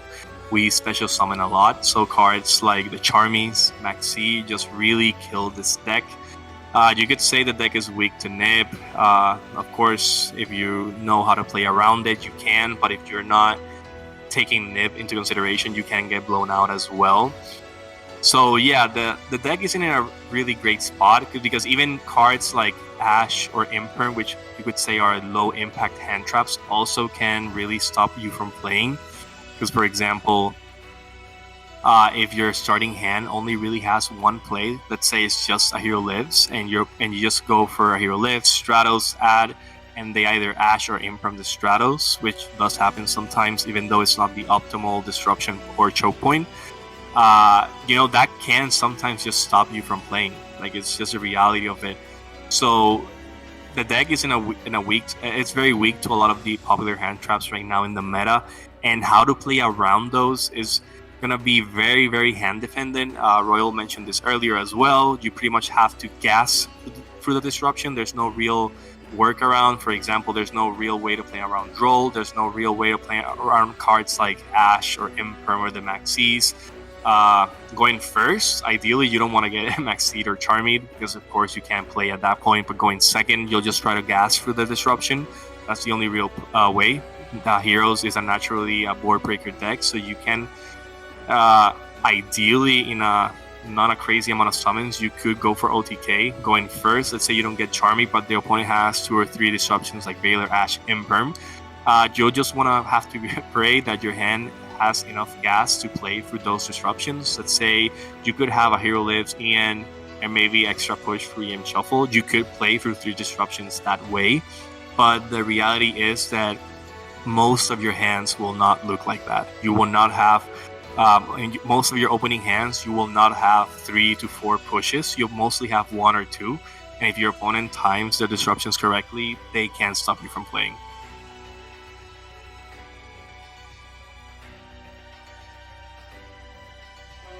Yeah, somebody asked about Grass Neos. We talked about it earlier. It is a for fun version. It's a very similar version to the Contact Out version, which is basically its main goal is to loop the Nebula Neos with Contact Out and try to draw as many as possible to get a lot of engine and board breaker tools to go for OTK.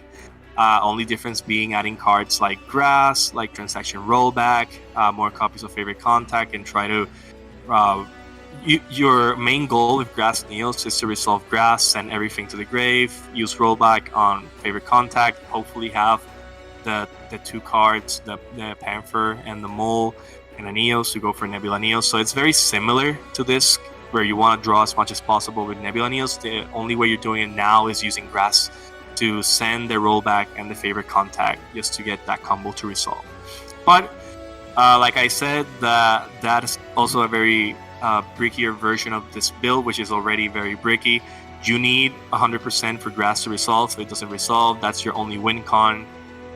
And in terms of all the different Neos builds that I've shown, probably the strongest version is probably a Master Duel with the Isolde version, which isn't necessarily a meta option or a very good option to begin with. But if you wanted to try out a particular version for Neos, it would definitely have to be this one, since it's the most cohesive. It's very, if it has a good hand, it's very good going first. It has the potential breaking boards going second. So this would be the only real version I would recommend if you were getting into Neos. But yeah, Sharon said Neos is for casual play. None of these decks are really recommended for climbing ranked. I've done it, Peru has done it in the past as well, and it's a very difficult grind. So if you're not with the mindset that you're going to have fun or lose a lot of your games or break, then you will not have a good time. So that's something you need to consider before taking on this deck.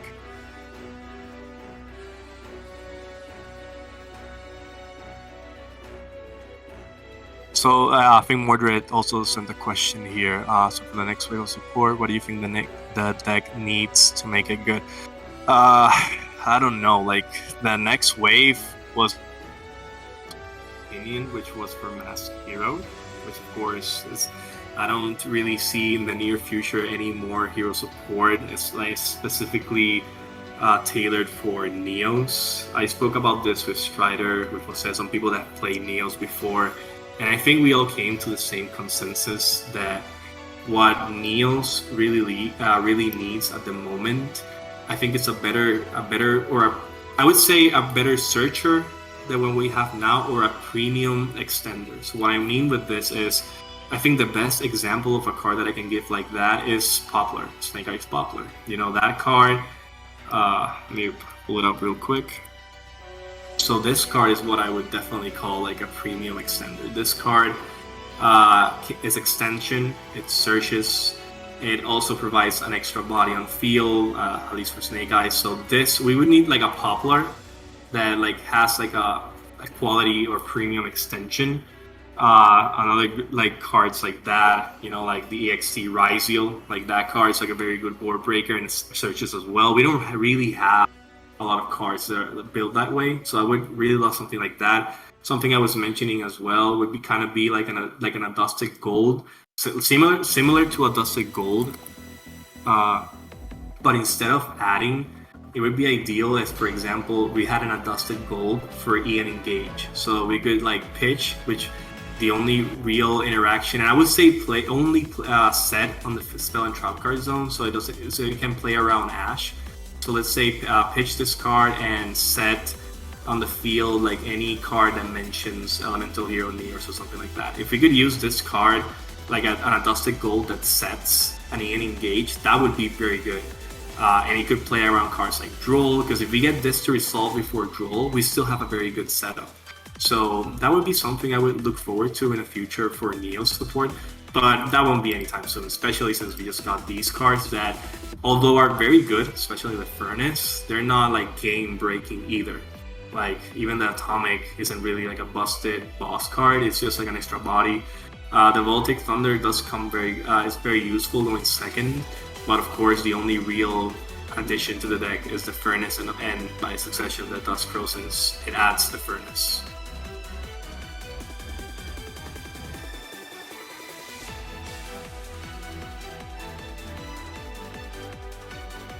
Yeah, Strider brings also a very good point. Currently, like if you were to play regular Omni Hero, there's no real way to bridge into the Neos cards. So unless you kind of hard draw them, like I said, like if we had access to like the EN Engage, that would be ideal, because we could bridge into the Neos cards. So, for example, we could use Stratos, maybe search the new Adusted for Neos, set this, and now we already bridged through the hero cards into the Neos cards as well. So that's something we could consider as well. Another thing could be, I don't know how Konami would go about it, but a retrain for the Neos Patience, because as it stands today, these are literally 3 bricks, and even more so for like the Isolde version, we just run like an insane amount of bricks just to get the engine going. So a retrain for the Neospatians is something to consider as well. But realistically speaking, we should look forward for something like a retrain of a Dusted for Neospatians, a popular-ish card for Neos. But I'm not sure if a retrain for Neospatians is in Konami's eyesight, at least anytime in the future.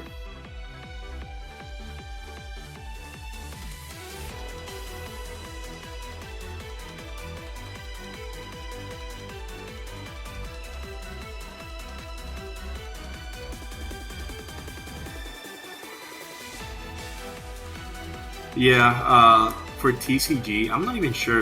It's for TCG. Is Isolde also banned in? No. So I think Isolde is still legal in OCG. So yeah, like if you wanted to, you could play something very similar to what's being played in Master Duel at the moment, since it's pretty much the same build. If you were to try to slim it down, let's say try to do like a more TCG-esque approach, like a lower card count, not relying on the Isolde, yeah, you should probably play something closer to this. At the end of the day, in my opinion, if you're trying to play something like this for TCG or OCG, just go with standard OmniHero, especially in OCG, since you already have access to these cards. There's no real reason you want to play a watered down version of Hero this way when you already have cards like the Mask Heroes. So that's just my take on it. You could do something like this if you really wanted to play Neos for fun and add like in OCG, then just do it with the Mask Hero cards. At least if you don't get access to Cosmo Neos Turn 1, you could still probably have access to cards like Dark Law or Contra Zero Chaos, and maybe play more of like a mid-range approach with the Trap for Shiny Neos Wingman, and then having these two cards on the board as well.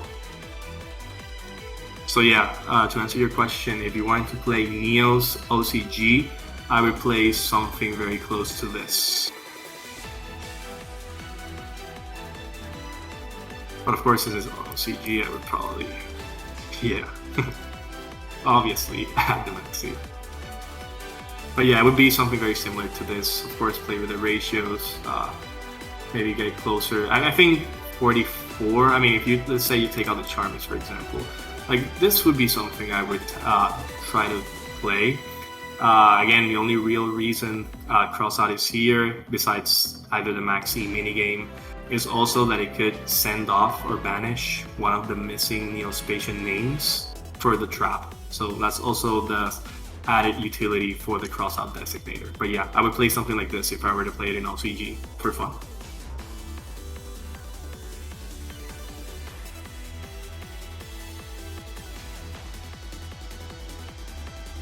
Okay, yeah, so I'll go through.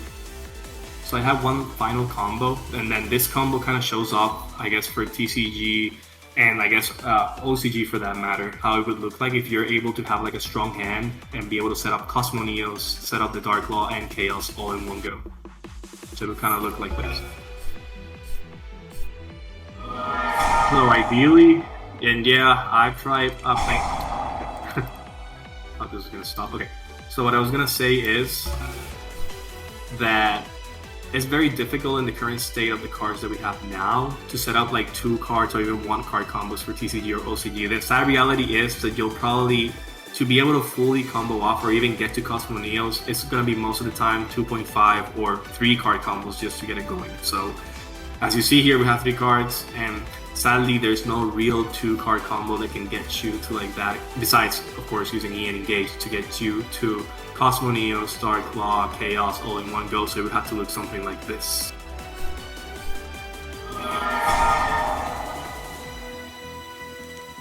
So of course you go Ian, send one of the Neospatians, grab Ian, then of course from Miss you get to grab the Duskrow, so that's how I'm going to have access to the Dark Law and the Chaos later on. Go for the raid, so we have access to the Trap. And here, we have Magical Fusion. Of Of course, here at this point, since we're still missing a Neos patient, this is where we need to loop the Sunrise back to be able to get Prisma to send the last thing. There we go, Duskrow, Summon, Search Furnace. Furnace grabs the Grass Change, and we send the Furnace in this case because we want to use Miracle Fusion for both targets for Chaos. We go for Dark Law, and of course, I don't think I need to say it, this combo plays 1000% to Nibiru, so if the opponent held Nibiru, you're gonna get completely punished after this combo. I mean, you still get to set up Cosmo Neos, but your board's getting wiped out. There's no way to play around it if you're doing it this way.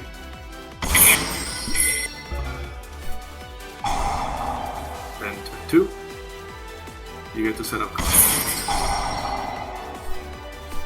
But yeah, and that's how you can basically end up on a full board, just Cosmo locking the opponent with Dark Law and Chaos all in the same go.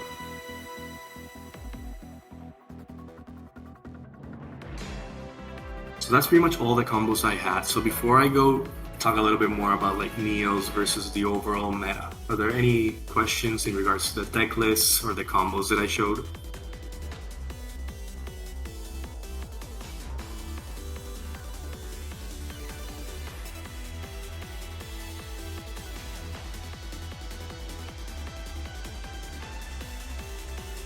Thank you. Yeah, English isn't exactly my strong suit, but I try. I try.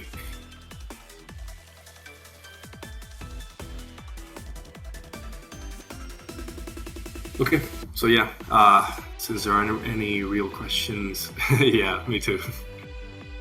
Since there aren't really any other questions, I think I'll go back to the presentation real quick because I want to give some final overall thoughts as to the meta. I talked about it very briefly as to how Neo stands in at least in a Master Duel meta against cards against decks like Malice or Ryziel. But like I said, although even though Neos is a very fun deck to play, and it's probably arguably my favorite version of Hero. I love when Nebula Neos pops off, you get to draw plus 20, get to go to a lot of the boss extra deck hero monsters that you never get to see. I really love that. But despite all of that, the deck does struggle a lot in the current meta, since, like I said, it's weak to a lot of things, a lot of hand traps that we talked about. It just has a lot of hands where you either brick or just have one or two plays that just fold to like a single imp or a single hash. You can't play around the Charmies if you don't have the Yowl against Max Z, or even Droll for that matter. If you get Droll, there's no real way to play around it. For Master Duel, if you ever wanted to try the deck, like I said, the only deck I would really recommend out of all the ones that we talked about today is the Isolde Neos version. It does have a better chance of playing. Despite that, you will break a lot of times, so just take that into consideration. That said, I would always just recommend, if you wanted to pick up Hero overall, just play standard Omni Hero with the smaller Evil Hero package. I think that's currently the best way to play Hero at the moment, at least until we get the Mass Hero cards here in TCG and Master Duel. For TCG, the deck is pretty much in the same spot as, and maybe the Mass Hero cards can help the deck a little bit. But like I said, it really won't fix any of the problems the deck already has. It still won't be able to play around Droll. It still won't be able to play around the Charmies or Maxine OCG. Like I said, you could take a more mid-range approach and play Dark Law Control in case you get Maxine or Charming or Droll if you have access to Mass Change. But besides that, it doesn't really change anything for the deck, at least for Neos, in terms of setting up Cosmo Neos. So yeah, it just stands in a very weird spot. It's not really great. It's not the worst rogue deck, but it's not really great. It's just very bricky. And like we talked about, if we ever in the future get any support cards like a custom Adusted to set up or place EN Engage on the field instead of adding it, or getting a popular-ish hero, then maybe this discussion will be a little bit different. But for now, this is really where Neo stands overall. So yeah, I think that was that was pretty much all I had in terms of the presentation. So if there are any final questions or concerns or thoughts, please drop them in the chat.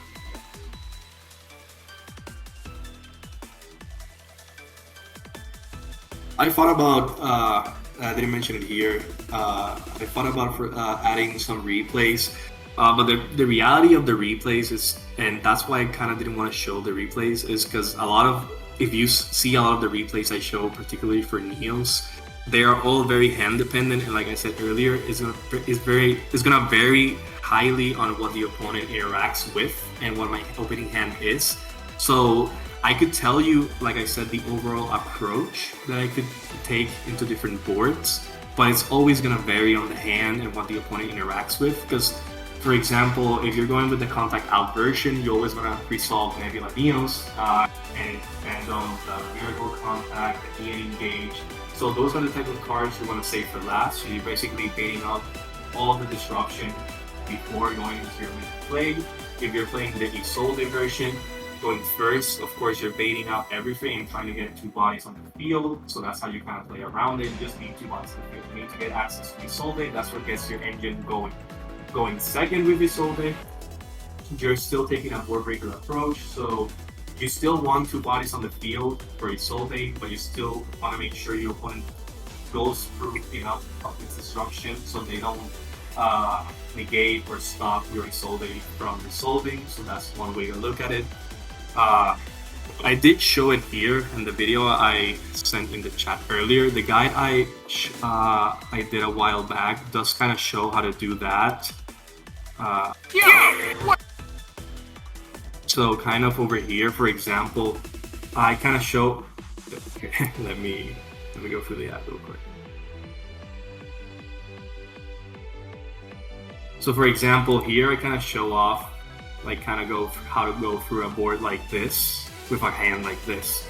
And I could show you a replay similar to this, but again, it will always depend on my hand and what I want to go for, the build I'm running, what the field looks like if the opponent interacts correctly. Because for example, I already told you that for Isolde, I want Isolde to resolve, I want to say 90% of the time.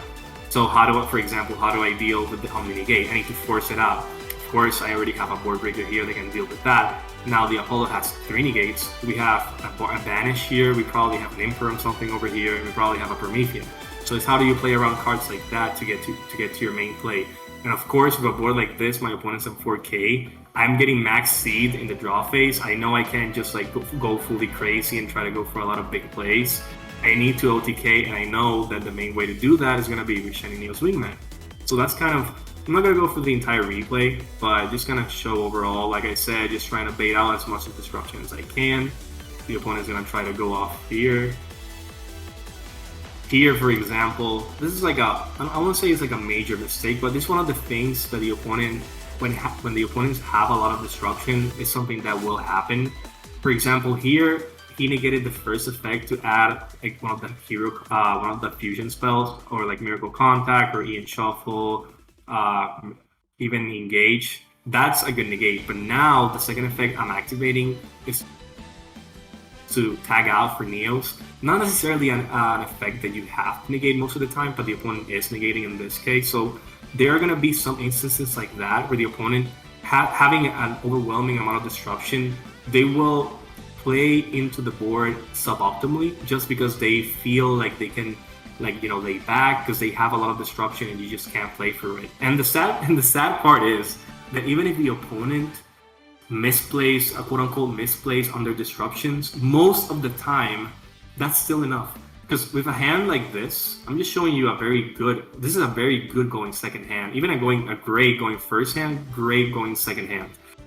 Most of the time your hand does not look like this whatsoever. Sometimes your hand is like 3 more bricks, maybe a searcher, 1 play, and maybe another brick. If your opponent stops your 2 main plays, you're done. So this is what a good hand can do, but this is not an accurate representation of what the deck can do most of the time, which is the sad reality of it. So even though the opponent doesn't necessarily play perfectly into my board, it's still sometimes enough. So that's the real thing about it. So like I said, you know, I'm trying to play through everything here. Just try to keep going. Like I said, I already have 2 bodies. He still has an SP play. He still has the Isolde. So just keep going from here. He's going to speed it up because I don't really want to show the replay. Just kind of show that you're trying to pretty much play through everything as fast as as much as you can for the disruptions. So here in this case, since I think at one point, I don't remember when, I think it was probably through the cross, I don't even remember what the cross, I got access to call by, so at this point of the replay, I wasn't feeling so nervous as to if Promethean tries to pop the Isolde. At this point, I already knew it was going to resolve. So, just fast forwarding a little bit. He does use SP, but that's okay at this point. Here, same thing. We already have Neos in rotation. We have the Infernal Rage. He's at 4k. He's drawing, so I know I can't give him another turn. It's Snake Eyes, so I cannot give him another turn. So, I just try to bait out anything I could. I just negated this for the sake of negating, because I could have just gone with Cross Sheep as well. This doesn't matter either way. Thankfully, he did not draw the Nib, because that would also just be game ending right there. And then I show a similar replay here as well, same thing. Here, there's not really a lot of Omni negates, it's just like a lot of monster negates, plus, of course, the SP with the Rage. So here, I just, again, try to go for everything as well. So here, this is a perfect example of, I have a lot of disruption, I'm just gonna negate everything you do. Like, you don't have to negate the Prisma. It's funny because even if he didn't negate, it actually could come up if I have all, let's say a Neos, because of the Engage, I have a Mole, and I sent off a Dark Panther, I could straight contact Fuse into Nebula Neos, so this is not the worst negate you could do, but again, it's not optimal either, so it's just something to consider as well. So here, again, like I always say, like the normal summon is probably like the weak, like one of the choke points for the deck, because our normal summon really needs to go off, so I'm still trying to play for everything without relying on the normal summon. So here he still negates. I wouldn't say this is a bad negate. It's not the greatest either, but it's not a bad negate.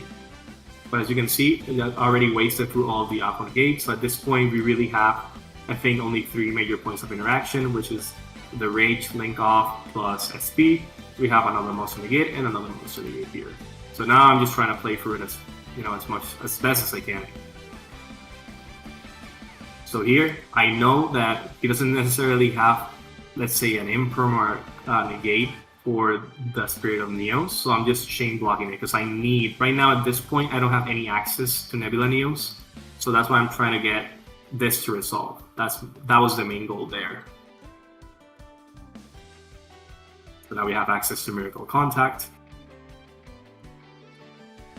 It's funny because he could have negated that, like in the previous game. If I got caught off access from Neos, I would have been in a tough spot as well. Because right now, I think I have the 2 Neos Patients in rotation, but I don't have the Neos yet in rotation. So I needed that to resolve in a way.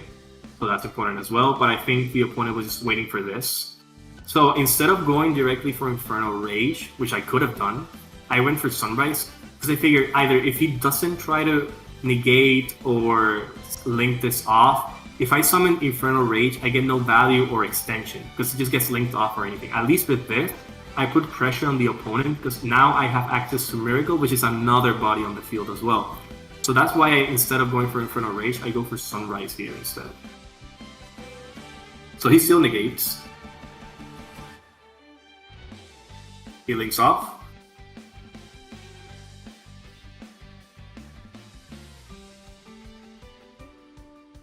And here, so this, by the way, can you guys still hear me? I'm not sure if I think my mic blacked out for a second. Can you guys still hear me? Okay. So what I was gonna say is, this is actually the key misplay. Even though the opponent didn't play perfectly, I wouldn't say any of the plays the opponent did were necessarily bad. Like negating this isn't great, but isn't bad, but isn't great either. This isn't a bad negate. So a lot of the negates the opponent did weren't necessarily bad, but this, like in a moment like this, where he summons the SP, this is a key moment where you can tell that the opponent didn't know what I was going for. Because at this point, if the opponent banishes, let's say, Neos, which has happened, it's just his opponent didn't, I guess he didn't know where I was going for. If the opponent banishes, because I think after he negated the Sunrise, he didn't think I have any other access to maybe cards in the grave. But if the opponent banished any of the Neospatian names or Neos, I think I pretty much fold here. I didn't have any other really good play because the opponent had already negated Prisma. So it wasn't, let's say, a Dark Panther on field. Like, I couldn't go for Nebula Neos that way. But he didn't, so of course, here I can just pretty much go for the Nebula Neos, draw 2, 4, 6. Here, this is a cool play, and I hadn't done it before. I hadn't activated Crosskeeper before. Something you could, it's a small detail, but when you're trying to get Nebula Neos to resolve, let's say maybe for some reason your opponent, after all this time, still held the Ash. Like, this is just a small detail where you hold the Crosskeeper just to chain block Nebula Neos. So that way, in case the opponent, for some weird reason, still kept Ash, you can't get negated on the Nebula Neos. So here he tries to SP Little Knighted. Of course, I do have the busted hand, so I do have contact out to pretty much go through that. But either way, at this point, you will see in the hand. It's really irrelevant because I still get to draw a lot of engine. So here, I get to swap Crosskeeper. So at this point, I still have enough to push through. And at this point, and I also say it in the video, I already have game. But of course, if you're resolving Nebula Neos, you have contact out. How are you not going to keep going? Like, I've seen some people tell me in the past, like, oh, this is overkill. Like, I'm sure you can imagine how difficult it is to pull this off. So when I do pull it off, I'm trying to go all out because this is very difficult to achieve. So yeah, and of course, it's overkill. I know it's overkill. But I've seen people tell me like, oh, it's overkill. You could have gone for game in X or Y manner. And I'm like, yeah, of course I could. I pretty much at this point, I could go for game. But why would I if I can loop Nebula Neos 3 more times? He's trying to activate this just to get out one less card, which of course for this loop, it's irrelevant. But yeah, that's the only real reason. He's not doing anything with the cross out here. Yeah, we get to loop again. We contact Fuse. We have another contact out. We get to do the same loop one more time. And at this point, I think I can just speed it up. Of course, we have pretty much like 20-ish something cards. So at this point, and funny enough, when you get to this point, you actually have to play fast because with so much extension and gas, you can time out. I've been very close to timing out a lot of times because you want to do a lot of summons, a lot of activations, a lot of monsters. So at this point, just summon as much as you can, go for game. I already know my real win con here is Rainbow Neo, so I'll just do everything I can before activating Neo's Fusion because a lot of these monsters can be destroyed by battle. I think most of all of them are negated already because of Nebula Neos, but still, in the weird case that they are still not negated, like I can't battle through these cards if they're not negated, especially with Pain on board, where I can't even I can't even finish the board with Pain on board if they weren't negated. So I know I have to go through Rainbow Neos in that case. So before that, I just try to go as flashy as I can, and of course then go with Rainbow Neos, non-target spin, and finish the game. But yeah, that's pretty much the approach. And like I said, there's no real cookie cutter strategy going first or second. It's always going to depend on your starting hand, and that's pretty much the real way to go about it. It is, like I said earlier, it is a deck that it is somewhat difficult to pilot. Even though the deck looks simple, even though the deck is Hero, and Hero isn't necessarily a deck that's difficult to play or at least learn. For Neos in particular, there are a lot of nuances because, again, you're trying to have in rotation 3 different Neospatians plus the Neos plus the Trap just to get to Cosmo Neos. So the sequencing is very important, so you do need to really understand what each of the cards you play do. So that's why I say the deck isn't necessarily easy to pilot, because you can get stuck doing some plays that aren't necessarily bad, but for your particular hand, they could be suboptimal, and you sometimes, even though you had the hand to get to Cosmo Neo, sometimes you can screw it up. Like it did happen to me a lot at the beginning when Peru was teaching me. I had a lot of hands that I didn't quite understand what each of the cards did. So I would sometimes find myself in situations where I had a good hand, but still couldn't get to Cosmo Neos because I sequenced it incorrectly, or maybe I should have sent one equip spell for Renaud to special summon a banished monster, but I would send 4 because I was on autopilot and wanted to get to Vion to send the Mist to grab the Liquid, because that is what you would do on a regular Omni Hero deck. But even though it's very similar, there are like the sequencing is very different for Neos, and that's something that you do. The only real way to learn that is through practice.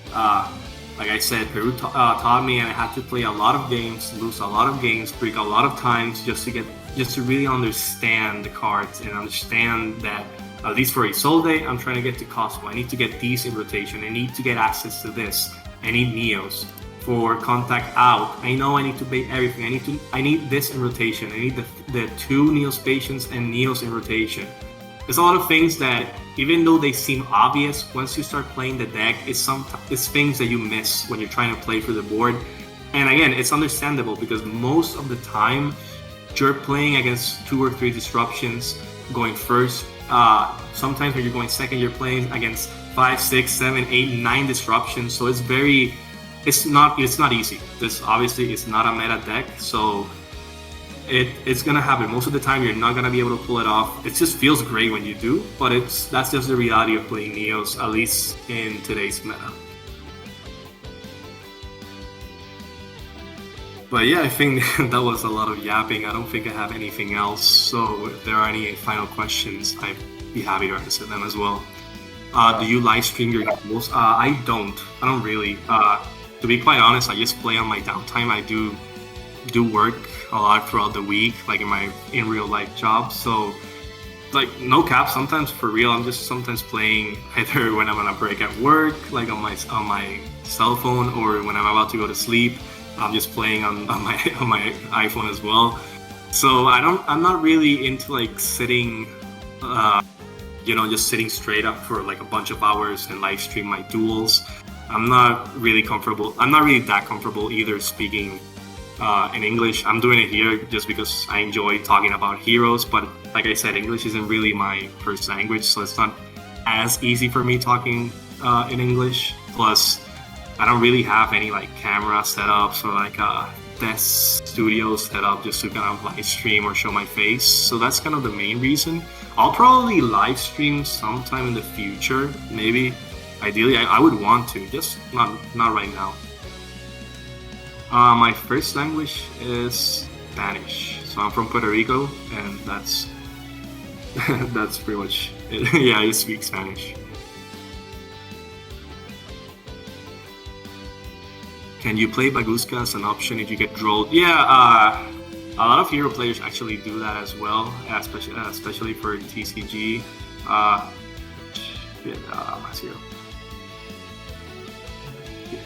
Yeah, so I guess this is a build very similar to what I'm playing right now in TCG. So, of course, you could play the Baguska. Let's say you could swap it out for the Decimator, or even the App Zero, for example. You could, of course, do a more mid-range approach. If you have a hero lives and get drolled after the search, you could number summon Vaya and go for Baguska. That is a great play. I haven't, for me, I haven't really been playing TCG that much. I think I've been playing for maybe like a month or 2 now. I mostly play Master Duel or the online Sims, but I've been pretty much going to locals every week now, so I'm starting to enjoy it a lot more.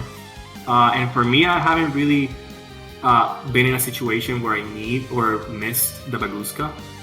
And of course, I'm playing in the new, like the Justice Hunters meta, so at least in that regard, it hasn't come up for me. But yeah, it is definitely an option now. I think a lot of hero players have done it as well in the past.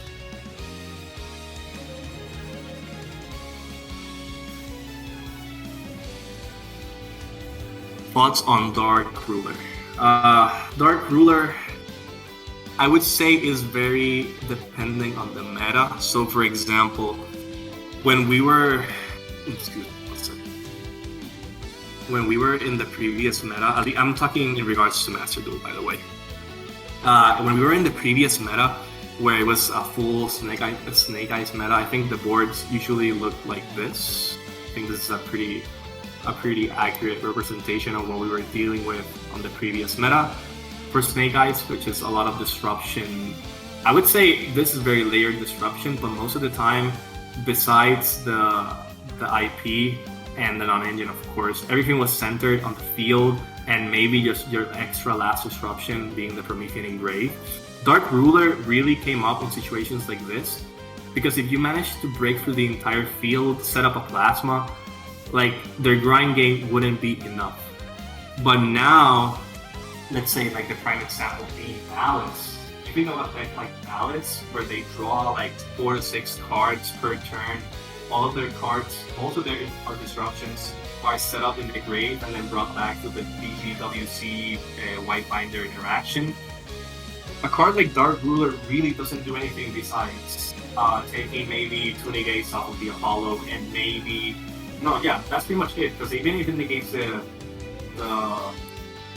what's it called? The Dark Fluid, the Terahertz. Yeah, Terahertz. Even if you negate the Terahertz and the Apple, they still have Binder, they still have MTP Banish. They probably have, if they have Crypto and Rotation, that's another non-target Banish.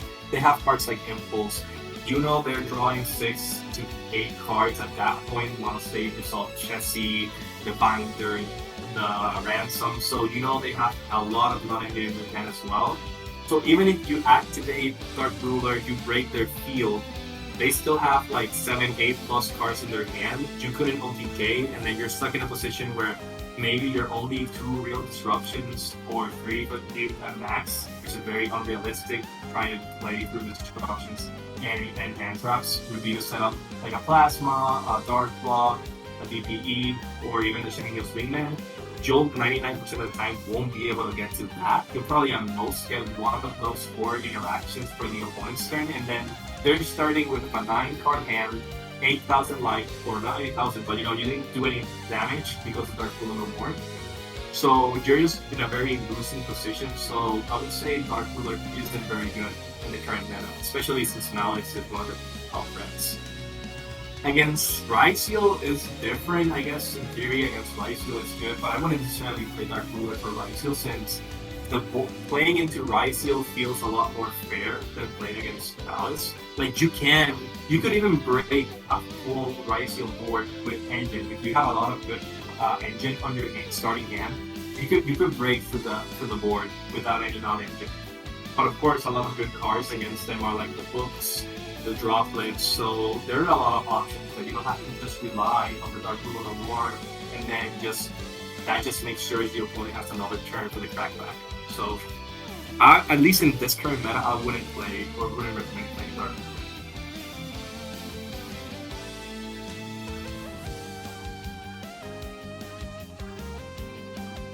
Yeah, thanks for showing, man.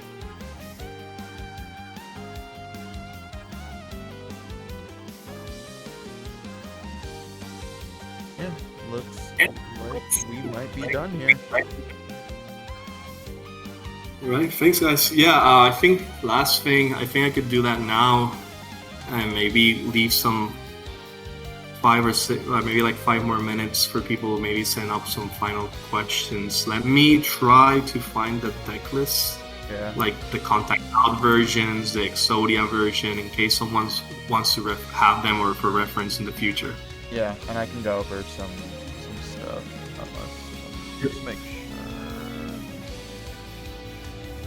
Yeah, someone asked about Contact Out 40 card, but you already mentioned that.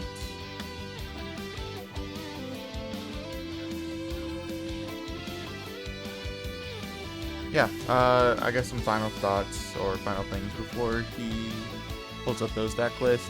This has been recorded, so you'll get a notification on our YouTube bot from me once it is edited and goes up. I think, I don't know, maybe in the future we can do like live stream, like gameplay streams, but right now we just kind of like want to focus on educational stuff, just because this is pretty new for a lot of us. If you haven't checked the VODs channel as of yet, it's a lot more than just hero streams. There's a lot of content creators in this server, so yeah, just learning as we go.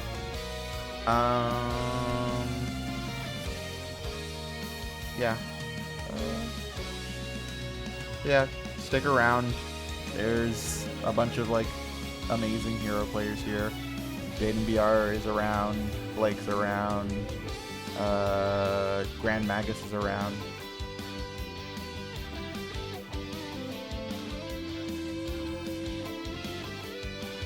Okay, I think I found the Exodia one. Let me send a screenshot.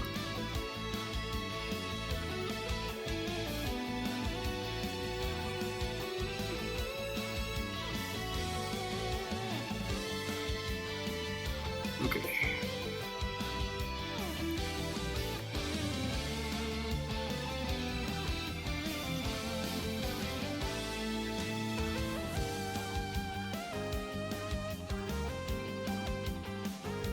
So that would be the Exodia Contact Out version. Let me see if I can pull up the other ones as well.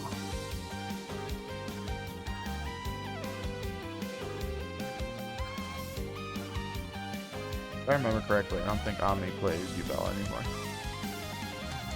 No, I think the last time I played it was with Heroes, which of course does not have any real synergy, so it was like a fun build, but yeah, I pretty much haven't played Ubel since it came out.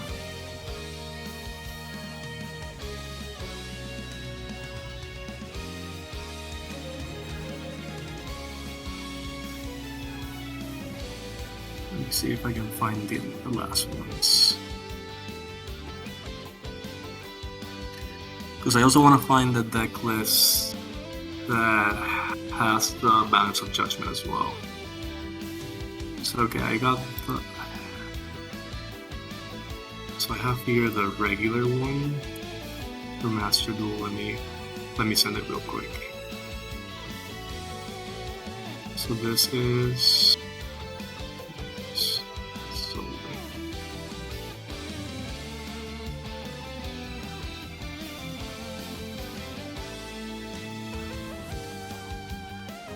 I think I have here, yeah. So I'm also gonna send the list that's for Omni Neos, which I talked about briefly as well, which is basically Omni Hero and just setting up Cosmo Neos with that deck.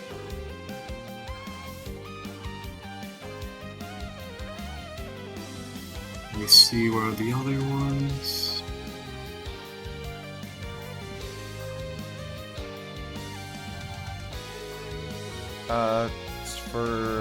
For Mr. Tibbs, just because we're getting ready to wrap up the stream, check out the Hero TCG channel or the Hero Master Duel channel, depending on what it is you're actually looking for. Just because we really kind of wanted this to be more of a Neo stream rather than just a Omni Hero stream.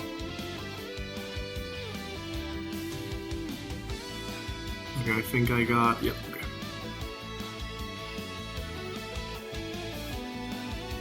And then this would be the other one.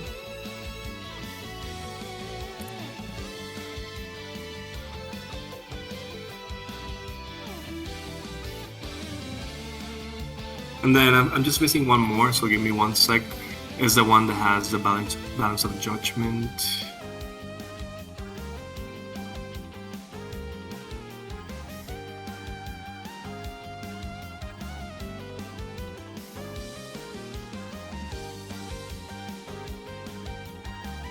Just in case, Royal, I think you can probably stop the recording because I think at this point I'm just grabbing the list and I think we're pretty much done from there.